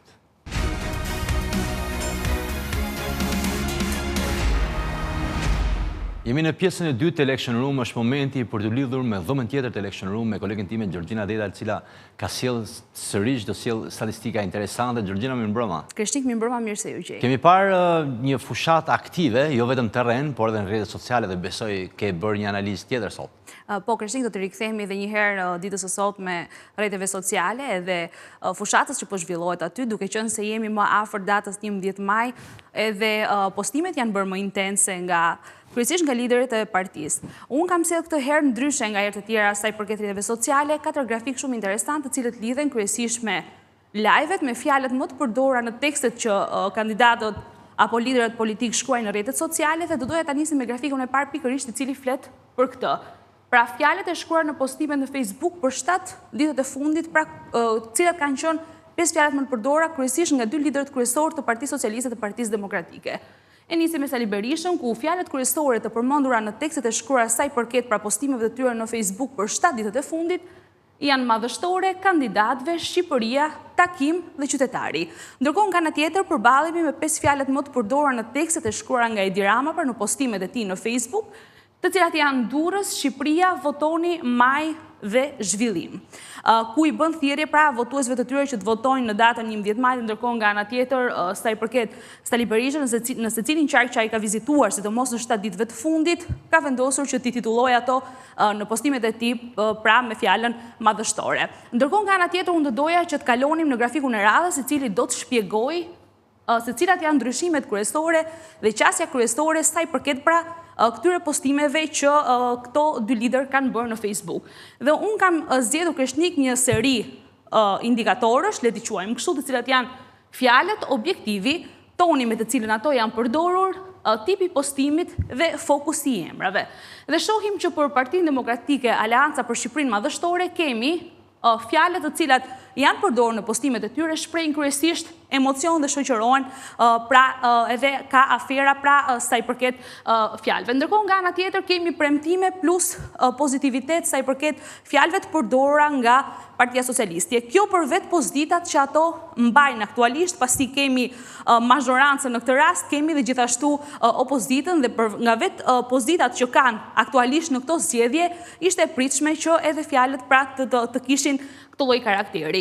Sa i përket objektivit, kemi ndryshim urgjent dhe denoncim kryesisht në postimet e Partisë Demokratike, dhe ndërkohë nga ana tjetër kemi rritje ekonomike dhe stabilitet. Pra pak a shumë ky është objektiva që shpalosin në postimet e tyre në Facebook, çka shoqërohen dhe ministër premtimesh nga partitë respektive që unë kam sjell. Sa i përket tonit, konfliktual dhe emocional sa i përket postimeve të Partisë Demokratike, unë e theksova për të njëjtën arsye pra për nga vetë pozitat që mbajnë, dhe ndërkohë nga ana tjetër kemi një ton institucional dhe optimist për Partinë Socialiste, pasi ato në postime flasin për çfarë kanë arritur deri më tani dhe çfarë pritet të arrijnë, dhe për ta situata sigurisht që duket optimiste. Tipi postimit kemi takime, akuza dhe ngjarje për Partinë Demokratike, dhe nga ana tjetër program elektoral dhe premtime. Sa i përket fokusit të emrave, pra cilat janë emrat që përdoren kryesisht dhe në faqen e Facebookut të liderit të Partisë Demokratike Sali Berisha, kanë edhe njofton her pas here dhe dalë dhe konferencat për shtyp. Dhe kemi kryesisht kanë përdorur emra të përveçëm. Fokusi i emrave të përveçëm është shumë i rrallë në postimet që kryeministri i Shqipërisë një herë zgjedhë drejtuesi i Partisë Socialiste bën në postimet e tij, kur përgjithsisht shohim Krishtik fjalë të përgjithshme. Pra Gjorgjina, kemi ju thënë përpara, pra mazhoranca që është pushtet prak ndjek një ton, po themi, më të qetë, ndërkohë opozita ka një farë mënyrë është duke bërë betejën për të marrë pushtetin. Duke bërë betejën. Reflekton atë sjelljen klasike të komunikimit publik në fushata ku zakonisht qeveritë nuk kanë interes ta politizojnë apo ta përshkallëzojnë qendrimin publik. Sepse Partia Demokratike synon pra të vinë në pushtet dhe sigurisht nëpërmjet premtimeve, denoncimeve që bën dhe pakënaqësive që ka agresive, është logjikisht. Po, dhe pakënaqësitë që ka për pushtetin aktual, ndërkohë nga ana tjetër Partia Socialiste synon që të çojë përpara objektivat që i ka vendosur pra edhe më herët përgjatë mandateve të tyre. Ndërkohë në grafikun e radhës Kreshnik do të sjellim se sa është gjatësia mesatare e live-eve që këto partia apo kandidat pra bëjnë në faqet e tyre, pra kryesisht në Facebook, duke qenë se Facebooku ka, le të themi, dhe trafikun më të madh të postimeve apo të live-eve që dalin pra kryesisht liderët e partive. Dhe unë kam marrë kozgjatën mesatare të live-eve të liderëve politik në 7 ditë. Nuk i kemi të gjithë liderët për arsye sepse në këtë harkun kohor të 7 ditëve shumica prej tyre nuk ka dalë live. Për ato të cilët kemi, shohim që kozgjata mesatare e një live në faqen e Facebookut të kryeministit Edi Rama është mesatarisht në 46 minuta dhe 8 sekonda. Nisur pra nga të gjitha daljet live që ai ka bërë përgjatë 7 ditëve të fundit. Ndërkohë nga ana tjetër kemi Sali Berishën me 36 minuta dhe 11 sekonda. Shohim që kozgjatjen më të lartë e ka drejtuesi i Partisë Nisma Shqipëria bëhet me 51 minuta, ndërkohë kemi Lulzim Bashën me një kozgjatje mesatare të daljeve live në Facebook prej 36 minutash. Ndërkohë nga ana tjetër, grafiku i cili është grafiku i fundit, pra na tregon se kush e mban, më falni, është beteja e lajkeve në fushat. Pra në këto 7 ditë Kreshnik, cili nga liderët kryesor, pra ka marrë më shumë lajke. Dhe shohim që kryeson Edi Rama, i ndjekur nga Sali Berisha, Adriatik Lapaj vion më vonë, Lulzim Bashën, kemi Arlind Qorin, Tom Doshin dhe Dashamir Shein. Çfarë do të theksoj unë është që edhe sa i përket frekuencës së postimeve, pra për të llogaritur dhe numrin e lajkeve ka qenë më e lartë sa i përket Edi Ramës dhe Sali Berisë në këto 7 ditët e fundit. Megjithatë, ajo çka duhet të theksojmë që edhe nëse ne bëjmë lajket mesatare për postim apo për ditë, shohim në këto 7 ditë shohim që sërish Edi Rama, Sali Berisha dhe Adriatik Lapaj kryesojnë pra me numrin më të madh, ose le ta quajmë kështu këtë betejën e lajkeve të marra për postim në rrjetet e tyre sociale. Kreshnik. Gjergjina, të falenderoj për profesionalizmin, por edhe për statistikat shumë interesante që sollët. Faleminderit ju. Ndërkohë dita sotme është një ditë intensive, sikur se e thash, kanë mbetur më pak se 2 javë nga dita e votimeve dhe subjektet politike kanë qenë aktive ditën e sotme me aktivitete elektorale. Ju ftoj të ndiqni.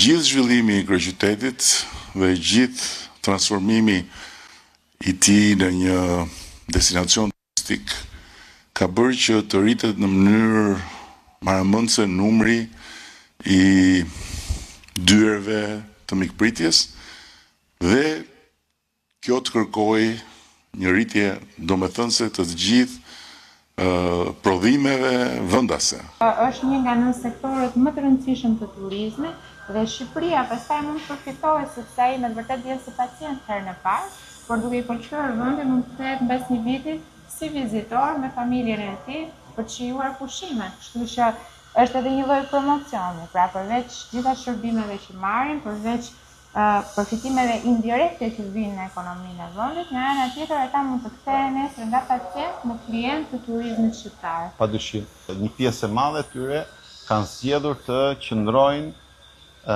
në Shqipëri, në Durrës kryesisht, në Vlorë dhe shumë pak në Lushnjë. Që këtu bëhet fjalë për një zhvillim jashtëzakonisht pozitiv për forcat tona të armatosura, për ekonominë tonë kombëtare, edhe për komunitetin këtu, pasi në kuadrin e rilindjes së industrisë ushtarake në Shqipëri, ne kemi një sër projektesh për rijetësimin e një infrastrukture të vjetër, të mbetur jashtë funksionit, siç është dhe kjo infrastrukturë këtu. Rritja e buxheteve të mbrojtjes ka siguruar gjithashtu dhe rritjen e trajtimit financiar të ushtarakëve, përfshirë dhe të gjithë komponentit inxhinierik, teknik, mekanik, të cilët janë jetësor për sa i përket ambicjes tonë për të rijetëzuar industrinë ushtarake në vendin tonë. Si përfaqësuesi juaj në këtë komunitet, dua t'ju siguroj se nuk ka absolutisht asnjë gjë për t'u shqetësuar.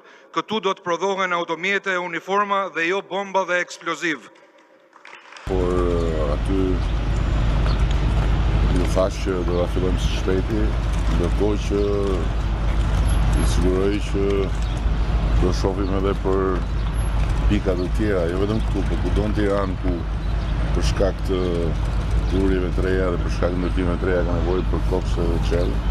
Edhe duhet të ecim atë që kemi folë me një plan të ri për vendosjen e objekteve arsimore për Tiranën.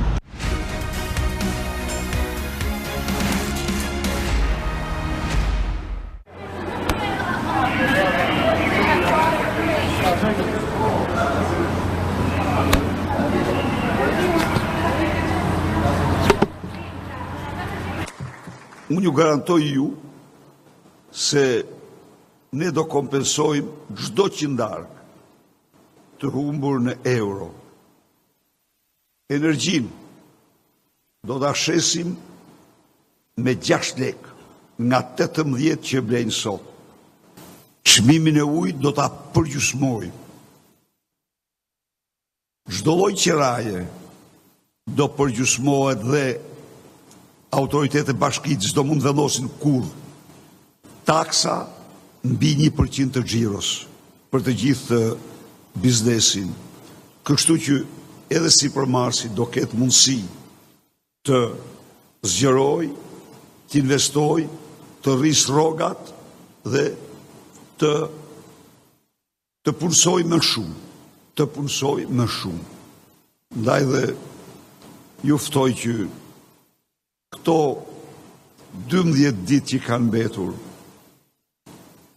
çdo familjar tuaj, çdo njeri që njihni, që akoma nuk është i vendosur, ti paraqisni programin ton, se ky program e vërteta është që është për çdo shqiptar. Unë e kemi thënë dhe e themi, ne do vendosim minimum jetik për çdo pensionist me pension më të ulët se 200 euro. Për çdo të papunë, për çdo njeri në ndihmë ekonomike, për çdo fëmijë me një prind dhe për studentët me bursë. Në këtë mënyrë japim një frymëmarrje më të madhe. Do rimbursojmë 100% listë e ilaçave që rimburson Republika Italiane. Do vendosim bonusin për fëmijën e parë 70 euro, për fëmijën e dytë 60 euro, për fëmijën e tretë nga linja deri në 23 vjeç. Do bëjmë gjithçka të kthejmë sa më shumë. Shembulli, është kthyer në vitin 2006. Ka punuar në Itali, është kthyer. Dhe urdhoni se çfarë sipërmarrje moderne ka ngritur bashkë me kolegët e tij. Faleminderit shumë.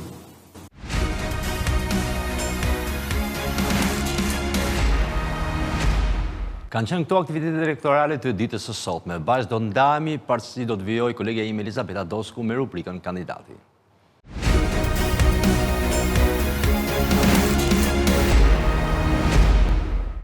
Shikuesi televizionit Skan, mirëmbrëma, takohemi së bashku në kandidati për të sjellë pranë jush një profil ndryshe, më personal të kandidatëve në këto zgjedhje.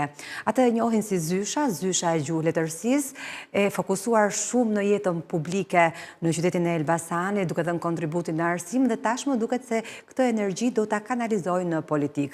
Kam kënaqësinë të kem të ftuar zonjën Migena Kaplani, kandidate e koalicionit Euroatlantik Qarku Elbasan. Faleminderit, shumë faleminderit për ftesën, e vlerësoj. Të njohin si Zysha. Në fakt më duket e çuditshme se sa herë që prezantohem ndër njerëz, me një herë edhe mosha të ndryshme, të gjitha mosha, si nxënësit e mi dhe mosha të rritura, mua më drejtojnë Zysha. Më pëlqen? Si e ndjen këtë lloj? Ajo gjëja që mua më bën më mirë të ndjehem është se dua që atë profesionin e mësuesit, siç e mbaj mend ne, që kemi një lloj vlerësimi në vite më përpara, unë dua ta rikthej. Dua që t'japa dignitetin e duhur dhe e shoh gjithmonë si vlerësim nëse më thrasin ashtu. Sa vite ke në arsim? 29, po i bëjmë një 30 rrumullak që të mendohet. 30 vite në arsim, nuk e lodhur? Unë e dua shumë punën time. Madje këto kohë, ju e dini që ne kur jemi kandidat për deputet duhet të tërhiqemi nga punët që bëjmë, se është ai konflikti me punën që kemi në shtet. Edhe një moment takoj një nxënës dhe më thot, inshallah nuk fiton, thot, sepse unë dua që ti t'jesh zysha ime akoma. Nuk e bëj kur këtë punë për, si të thuash, nuk e bëj si punë për të paguar veten, për të marrë një rrogë, por e kam një punë që e dua. Dhe për këtë arsye, asnjëherë nuk e lë veten në atë përditshmërinë time vetëm me orët e mësimit, po gjithmonë gjej gjëra për të bërë ndryshe. Madje mund të them një gjë që unë e kam pikë të dobët dhe shoh si një gjë që ne duhet ta rregullojmë. Dëshirën për të bërë ekskursione të nxënësve, unë gjithmonë e shfrytëzoj dhe e bëj edhe pse janë shumë të vështira për të organizuar, sepse në vendin tonë është një gjë. Nëse një gjë bëhet problem, ne kemi më të lehtë ta pengojmë atë gjë të bëhet, sesa ta vendosim rregullin e duhur, ta respektojmë rregullin, ta ndjekim në mënyrë të rregullt ekskursionin. Për mua ti mësosh gjërat me lëvizje është gjëja më e mirë. Unë e bëj vazhdimisht dhe më duan edhe për këtë. Si është marrëdhënia juaj me nxënësit? Ju keni edhe një blog, e përmenda që jeni aktive në jetën publike, fokusuar tek arsimi kryesisht. Si është marrëdhënia juaj me nxënësit, si një zyshë autoritare, si një zyshë e butë, sepse ndonjëherë është shumë e vështirë të gjendet e mesmja e artë në raport me nxënësit, sidomos me adoleshentët. Adoleshentët e sotëm janë shumë ndryshe nga adoleshentët e dikurshëm. Janë më të mirë. Janë më të mirë. Mbaj mend një ishte nxënësen time, nuk ishte shumë kohë që kishte mbaruar, po zbrit që mba shkallët, ajo bënte praktikat mësimore dhe tha, zyshta, kemi qenë më të mirë ne. E thash, kështu thonë gjithmonë. Për herë njerëzit që, sepse rritet njeriu, piqet dhe shikon që gabimet e veta dhe i harron, i shikon të moshës, unë i mendoj që janë gjithmonë më të mirë. Unë jap letërsi dhe besoj që kush e njeh Don Kishotin, Don Kishoti është fenomeni i njeriut që e kërkonte gjën ta kthente pas. Dhe unë nuk jam Don Kishot, unë nuk e mendoj që e kaluara është gjithmonë më e mirë, unë mendoj që gjithmonë ajo që vjen është më e mira, kështu që edhe të rinjt sot janë më të mirë. Për marrëdhënien që kam me ta, unë mendoj që përpiqem se nuk është njeri jam, nuk jam robot, nuk jam ajo njeriu i përsosur, bëj gabimet e mia, dhe gjithmonë kur më pyesin si ke marrëdhëniet, unë dua të them më të mirën e mundshme. Por trëmbem se diku aty pas ekranit dikush po thot, ashtu thua ti se të vjen mirë të thua që i ke marrëdhëniet e mira, po kur më the mua kështu, po kur më ke folur rënd në klasë, mendoj që është një marrëdhënie e vështirë, bëjmë gabime, nuk diskutohet, unë përpiqem të bëj më të mirën e mundshme. Thash, e dua shumë punën time dhe në përditshmërinë time përpiqem të bëj më të mirën. Reflektoj, e përmirësoj veten në vazhdimsi, kam patur gjëra të mira kur kam qenë më e re, kam një gjëra më të mira tani që jam në të mosh, por reflektoj. Nuk mendon që teknologjia i ka dëmtuar pak, po e them në thonjza, nxënësit e sotëm, por i ka trembur pak edhe arsimtarët për shkak se kanë frikë nga telefonat, nga xhirime të ndryshme, nga bullizime që unë kam dëgjuar së shumti nëpër shkolla që u bëjnë mësuesve. E ndjen këtë lloj frika? Nuk e di nëse në çfarë, unë po mundon ta kuptoj atë që mendoj. Sigurisht që interneti ka ndryshuar shumë gjëra. Unë mendoj që zhvillimi nuk vjen për keq, vjen gjithmonë për mirë. Problemi është tek ne të rriturit që nuk dim ta kontrollojmë këtë gjë dhe ta përshtasim të riun sot me atë që sot jemi. Sa herë mendoj me trishtim që shkolla sot ka mbetur tek dorasa e zezë, të paktën në Shqipëri, dhe tek shkumsi, ndërkohë që fëmijët janë aty ku folët ju. Ne na duhet në vazhdimsi ta rregullojmë të marrëdhënie. Pra ne duhet përpiqemi fort që të shkojmë tek ata të rinj ashtu siç janë. Kam bërë një shkrim para disa vitesh mbase, mësuesit nuk janë Google, sepse sa herë që unë shpjegoj diçka, duke se kurset e nxënësve janë, duke e googluar atë gjë dhe duke monitoruar a jam unë saktë apo jo. Dhe kjo është një sfidë më vete në fakt. Është një sfidë më vete. Unë asnjëherë tani që është ChatGPT-ja për shembull, po. Unë asnjëherë nuk përpiqem që të tregoj që di më shumë dhe di gjithçka. Madje kur ndonjëherë nuk e di diçka, unë i them nuk e di. Mësuesi nuk është aty për të thënë që di gjithçka. Mësuesi është për të drejtuar nxënësit tek gjërat e duhura dhe për t'i treguar atë mënyrën e punës që duhet të bëj nxënësin. Asnjëherë nuk mbaron. Nëse dikush më thot mua, ke lexuar një X libër, unë faktikisht lexoj shumë. Unë i them jo. Edhe nuk më intimidojnë dot sepse unë 24 orë kam ditën. Jo vetëm për të vërtetën, por sepse kaq është koha fizike, biologjike që kemi ne, unë nuk mund të di gjithçka dhe mund të lexoj gjithçka. Ajo që bëj unë është unë updatohem vazhdimisht. Unë përpiqem të jem afër tyre, nuk i braktis në kuptimin e marrëdhënies, nuk i moralizoj, nuk janë atë moj vazhdimisht, përpishem t'jem sa më afër, dhe këtë gjë e bëj duke i marrë me vete në çdo moment, nuk jam distancuese. Çfarë sjell një zysh gjuhë letërsie në politikë? Në politikë unë jam e shqetësuar për arsimin ku ka arritur. Në vazhdimsi kam qenë një zë i guximshëm, do thosha, unë nuk jam nga ata njerëz që fshihem si strusi, nuk e fus kokën në rër, dhe për çdo problem unë e ngre zërin. Mendoj që në marrëdhënien që kam unë me njerëzit jam vetëm pro nxënësve dhe vetëm me Zotin mbi kokë. Asnjëri nuk më frikson në gjën që bëj. Unë dua që mësuesi të ketë atë fytyrën që ka patur, ta ketë fytyrën akoma dhe sot, të ketë dinjitet, arsimi të jetë gjëja më e rëndësishme një qeverie. Mendoni pak se sa të vështirë kemi ne sot si shoqëri, pikërisht se edukimi ka shkuar shumë keq. Ne sot e dimi të gjithë që njerëzit marrin dëftesa, diploma edhe nuk din asgjë. Me shaka, unë i them dikujt ku më thotë, unë e kam gjimnazion, unë i them s'duket. Si për të thënë që nuk ka formimin e duhur që i përket nuk e ke formimin. Certifikatës. Pra, njeriu duhet, nuk ka nevojë që unë të bërtas se çfarë shkolle kam. Njeriu duket se çfarë shkolle ka, në mënyrën si flet, në mënyrën si reagon. Po. Dhe kjo është ajo gjëja që mua më dhëm shumë dhe nuk kam qenë asnjëherë kaq politikisht e lidhur, por mendoj që një zysh duhet jetë në atë parlament. Të flasi për problemet që unë i di më mirë se. A ke frikë se mund të të bëj pis politika? Më kanë bërë pyetjen të gjithë. Unë në fakt jam 53 vite, i kam në supe, dhe nuk mendoj që një njeri që ka kaq vite në jetë dhe nuk e ka bërë gabimin për kaq vite, ndërkohë që kam patur vështirësi si çdo njeri në Shqipëri, me ato rrogat e vogla, me ato sfidat që kemi në përditshmëri, me ato shkollat tona me kushte skandaloze. Të gjitha këto gjëra unë i kam mbi vite dhe mbi kurrizë, nuk mendoj që tani unë do të çmendem dhe do bëj gabimet e mia. Tash mbi kokë kam vetëm Zotin. Bashkëshorti juaj është këtu me ne dhe pse pas kamerave unë e shikoj si suport. Sa ka qenë për ju në këtë vendim që keni marrë për të përfshirë në politikë? Sigurisht që pyetjen e parë ja kam bërë atij sepse bashkë ndajmë gjërat, nëse një grua është në politikë, ju e dini sa mirë ose sa keq mund të jetë për një familje kur ajo largohet nga shtëpia. Ka thënë po, them të drejtën, po për qenë sinqert mund ta ketë thënë pak i nxituar atë pon, sepse rrugës pastaj ka patur. Po ka patur ato ankesat e veta për largimet me orë të tëra që ne duhet jemi. Kam një favor që kam maman që më ndihmon në punën e mia të shtëpisë, themi, dhe që fëmijët e mi jetojnë jashtë dhe nuk kam barra të tjera për momentin. Vetëm ai është që mund të mërzitet. Mund të jesh në kulmin e karrierës dhe nuk ke pengesa siç mund të kenë në natë e reja sot. Pse me Euroatlantikët? Është një parti e vogël, koalicion i vogël, ndërkohë që ju dukeni që keni një potencial shumë të madh. Unë kam zgjedhur pikërisht sepse është e djathtë, unë kam qenë gjithmonë e djathtë. Po pse jo me PD për shembull? Dhe pse jam arsimtare, unë dua ta mbështes familjen, dua ta mbështesim biznesin. Është një frymëmarrje për shoqërinë tonë, ekonomia është shumë e rëndësishme për një tjetër shtyllë e rëndësishme, por e kam thënë në një fjalën time, boll të jemi spinat e këtyre prizave të vjetra. Unë nuk dua më të jem spina e tyre. Pra, unë i shoh si të dyja krahët e rëndësishme që mund të themi tani që ju përmendni, se na quajtët parti e vogël, por unë e mendoj si potencial i madh sepse kemi bërë rrugëtimin tonë pavarësisht këtyre situatave që ndodhemi, dhe unë dua të jem me diçka ndryshe për ndryshimin. Si është reagimi i njerëzve që takon kur bën fushat? Kjo është gjëja që, të them të drejtën, më ka mbushur më shumë në këtë periudhë.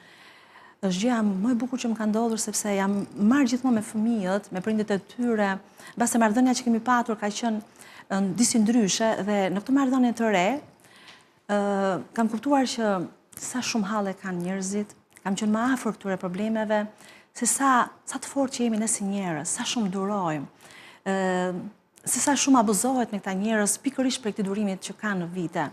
Kjo marrëdhënie më ka bërë ta mendoj më mirë se duhet ta mbështesim fuqishëm popullin tonë. Është një popull i vuajtur në vazhdimsi dhe si të thuash ja kemi marrë atë zemrën e mirë që ka, ja kemi marrë për t'ia shpërdorur.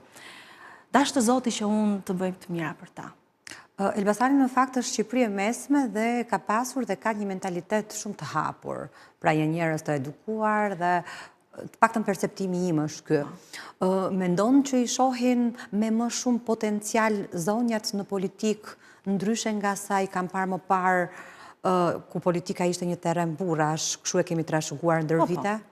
Kuptoj pyetjen tuaj, por Elbasani ka qenë qyteti traditës, qyteti arsimit. Në një takim që kemi bërë njëherë kur është folur për një autor shumë të mirë të qytetit tonë, jam ngritur dhe kam thënë kur kishte edhe autoritetet të pozitës të themi, dhe kam thënë këtë Elbasan dua të kthej.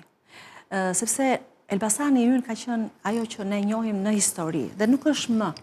Ne jemi tani qyteti i krimit, është më i lidhur me krimin Elbasani apo me problemet e ndotjes sesa me këtë që ju përmendoni.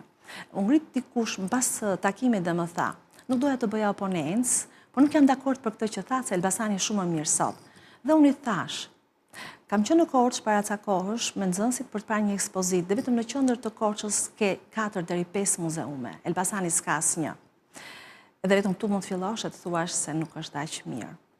Kështu që në këtë drejtim unë e shoh jo dhe aq potencial për sa i përket gruas dhe marrëdhënies gruas në politik, nuk më intereson, edhe se kur tjetë kjo një shqetësim për shumë njerëz, unë nuk kam dalë të jem thjesht një grua, unë jam një njeri dhe kam guximin tim për ta përballur çdo burr, sido që ai do të më thotë që unë jam ndryshe. Unë gjithmonë kam dashur të bëj ndryshimin.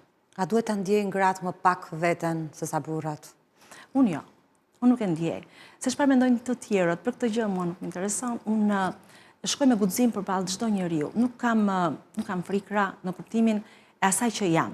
Nuk intimidohem nga njerëzit, nëse dikush më përballet se është burr, unë e luftoj e bëj betejën time.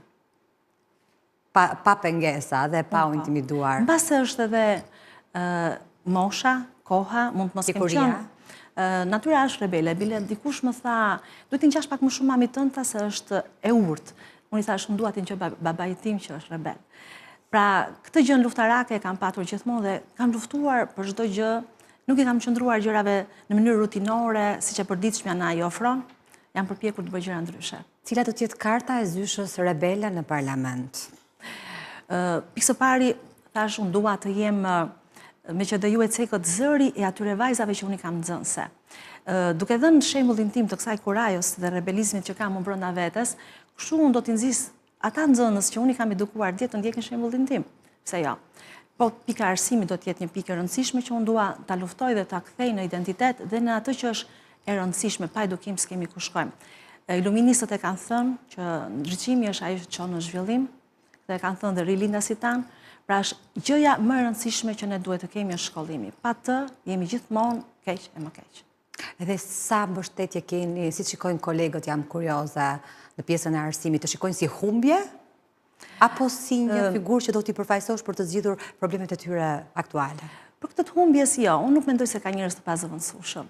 Jemi të gjithë të zëvendësueshëm. Ne duhet jemi të rëndësishëm në gjën që bëjmë. Secili prej nesh duhet bëj luftrat e tij, betejat e tij t'i fitojë. Nuk ka njerëz të pazëvendësueshëm. Edhe nëse iki unë do vi një më i mirë, një si tjetë, nuk ka problem. Unë i besoj që njerëzit edhe në shkollë, nëse nuk gjenë mësuesit e duhur, do ta gjenë diku tjetër mësuesin e duhur dhe do kapen pas tij për të mësuar gjërat më të mira për jetën dhe për atë që duan ata, shtegun që duan të hapin për jetën. Po mendoj që do më mbështesin.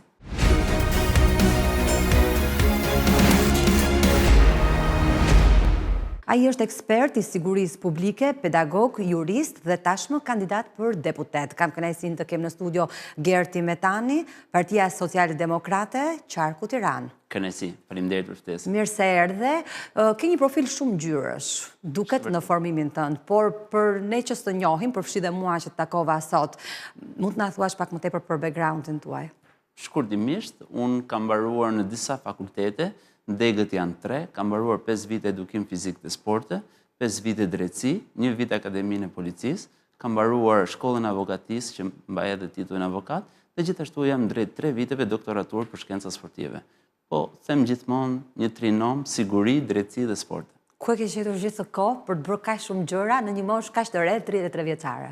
33 vite nuk jam pak, kështu që në momentin që kam nisur shkollën e lartë nga viti 2010, kam mbaruar ciklin e partë në sporte, më pas akademinë e policisë, në të njëjtën kohë kur unë punoja në forcat e policisë, ndiqja edhe shkollën e drejtësisë, si një gjë që më ndihmonte edhe në profil, po më ndihmonte edhe për të bërë punën më mirë, dhe në fund pastaj pasi u shkputa dhe sot jam pedagog, pata mundësi të bëj shkollën e avokatisë edhe tani doktoraturën. Cila nga këto fusha të pëlqen më shumë? ku ndjesh më i përmbushur? Mund të themi që janë komplementare të njëra tjetrës.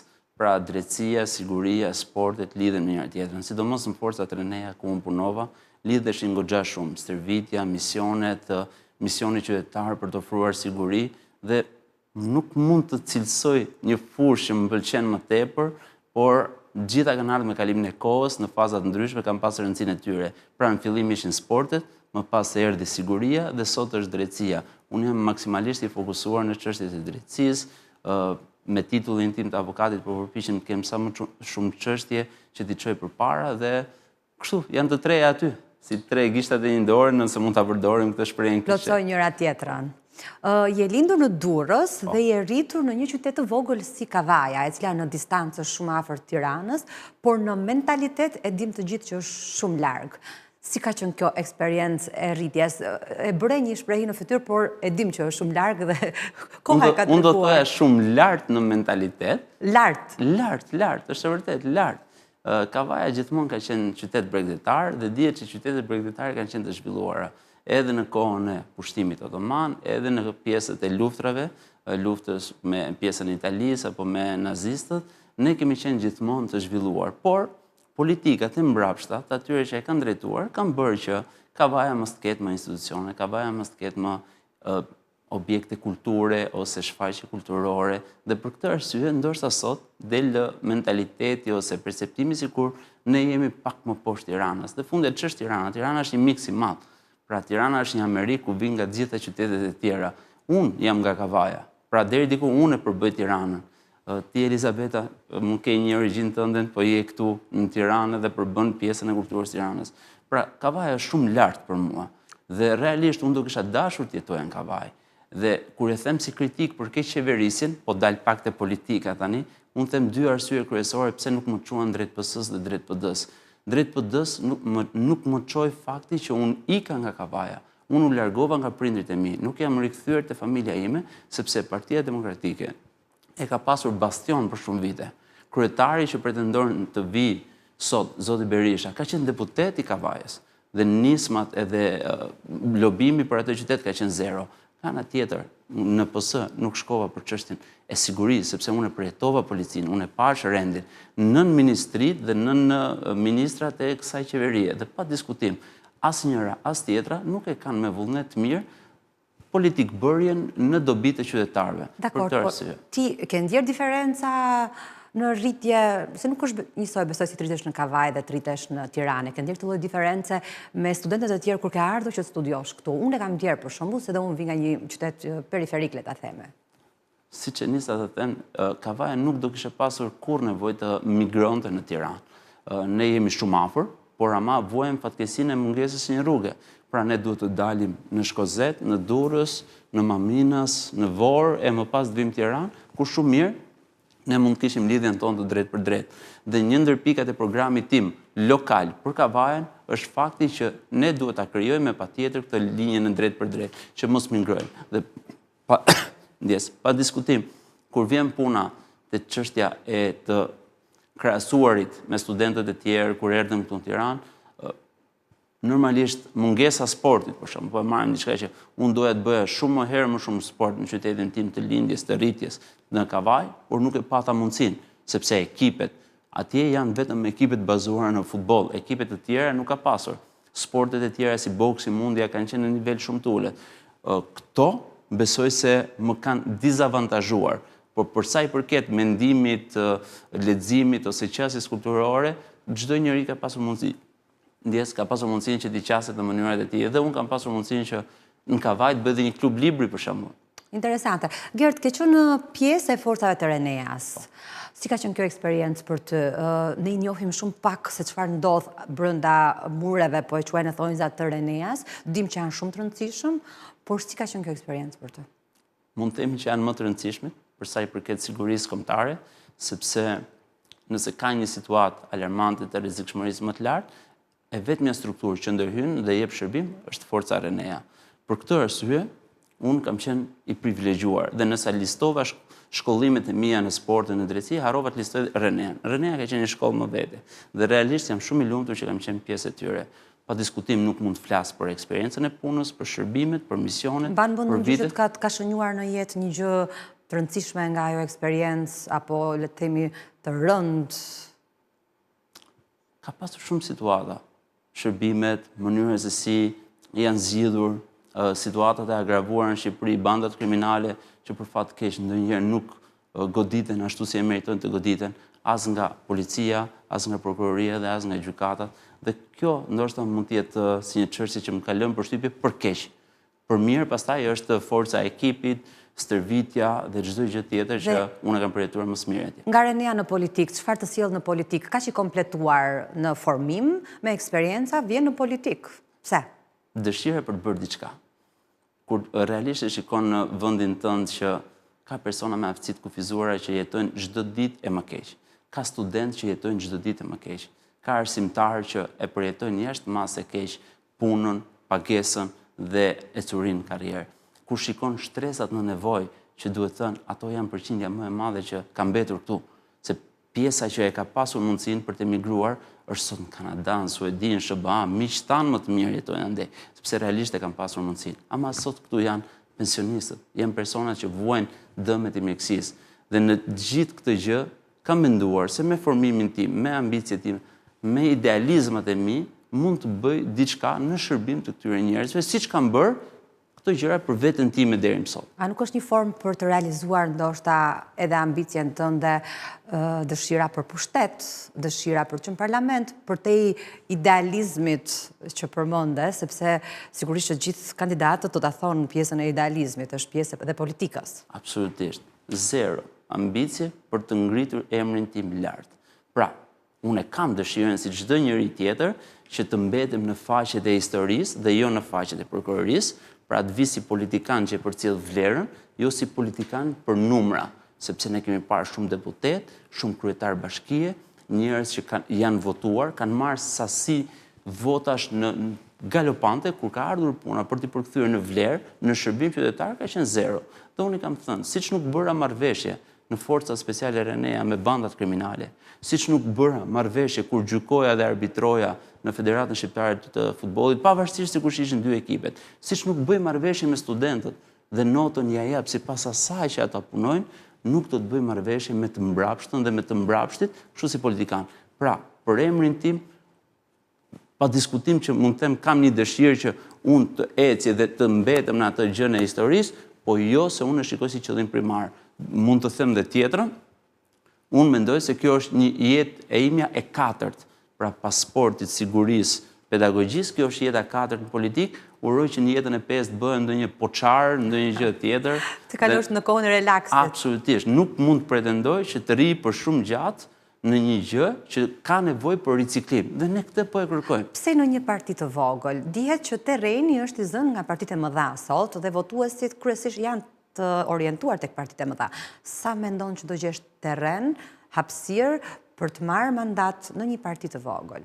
Do gjej 0 vota që më jepen për inerci partije. Pra, vota që jepen vetëm se unë jam i PD-s apo i PS-s. Siç jepen zakonisht e kandidatët tradicional dhe të këto parti që marrin pjesën më të madhe. Por ama do jenë të gjitha vota cilësore për një kandidat i cili ka vendosur emrin e tij, figurën e tij, forcën e programit të partisë. Pra ne pretendojmë t'i qasemi shtresave të nevojë, personave që nuk kanë mundësi ta çojnë muajin përpara, personave që unë i përmenda pak më parë që përfshin personat me aftësi të kufizuara, personat që përballen me shqetësime mjekësore dhe nuk zgjidhin dot hallet e tyre. Dhe normalisht kemi dhe atë, se partitë e vogla dihen që kanë një kryetar i cili është aty për gjithçka dhe ne pjesën e Zotit Doshi e përdorim kudo në sensin e një personi që të paktën të zezës i thot të zezë e të bardhës i thot të bardhë. Dhe jo zgjohet sot e zeza bëhet e bardhë, e zgjohet nesër e bardha bëhet e zezë. Këto treja, unë i bashkoj bashkë dhe i qasem elektoratit. Dhe pa diskutim, jam i dizavantazhuar, nuk marr vota për inerci, nuk marr vota se jam i djathtë apo i maj, po marr vota si Gert, si antar i Partisë Social-Demokrate që ka këtë program, si një mik, si një kandidat i kryetarit Doshi. Si sheh rivalët e tu brenda llojit dhe ata jashtë llojit? Brenda llojit, fillimisht jemi 37 kandidat në qarkun e Tiranës, duke qenë se ne i kemi shfrytëzuar listat e mbyllura. I sa të jetë në listë? E kemi Është e hapur, po, më fal.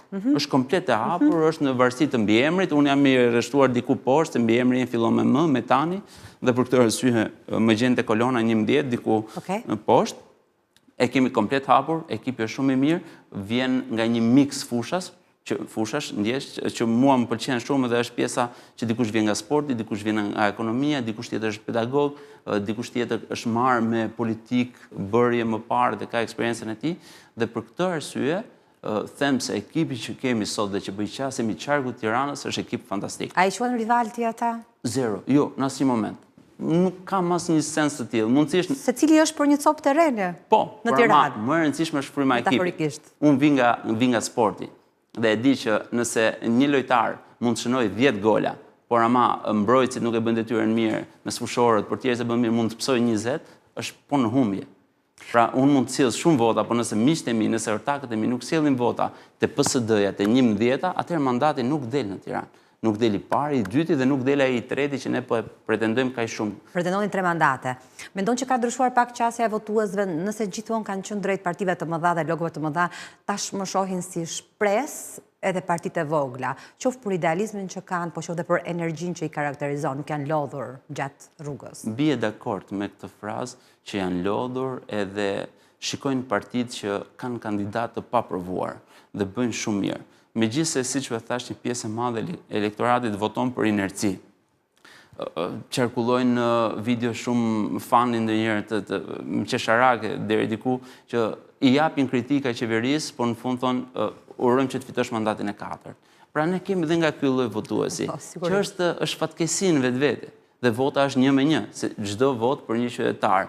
Dhe pa diskutim, kur vjen puna për të folur për çështjet e votave, ne duhet i qasemi të gjithë personave me vizionin ton, me bindjet tona, pa pretenduar votën te emri si gjë kryesore, po votën te ekipi, sepse forca e ekipit është shumë herë më e madhe se forca e individit. Dhe për sa i përket kandidatëve të tjerë që kemi në partitë rreth e rrotullt, pra në Tiranë kandidon edhe kryeministri Rama, pavarësisht se është në listë mbyllur. Kandidon edhe kryetari i opozitës Berisha, kandidoi edhe unë Gert Metani i PSD-s. I vetmi që nuk kandidon në qarkun e Tiranës është kryetari Doshi. Ai ka zgjedhur Shkodrën, meqense se është pjesë e Shkodrës, kulturalisht edhe qartë. Dhe si ndjesh në raport me ta? Janë 2 emocione. Megalomania, që është ndjenja e të besuarit që unë jam i duhur i midis 539 kandidatëve për të përfaqësuar grupet e mia të interesit, për të përfaqësuar popullin shqiptar. Megalomania është ajo gjë e famshme që Barack Obama e përshkruan te guzimi për të shpresuar dhe thotë që të jesh midis mbi 300 milion banorëve dhe ti thua që unë jam ai personi që duhet më zgjidhni sepse unë kam vizionin për ta çuar këtë vend përpara dhe unë e kam këtu. Po kam edhe realitetin. Duhet thënë, realiteti është që shpesh herë kandidatë të ndryshëm mbështeten nga grupe kriminale, mbështeten nga lobe të shteteve të tjera për të kryer një agjendë destruktive, shkatruese për popullin tonë, dhe pa diskutim, ato shpesh herë kemi parë në karriget e parlamentit, dhe persona intelektual, persona që e duan sportin, e duan sigurinë, e duan librin, e duan kulturën, rrinë shumë larg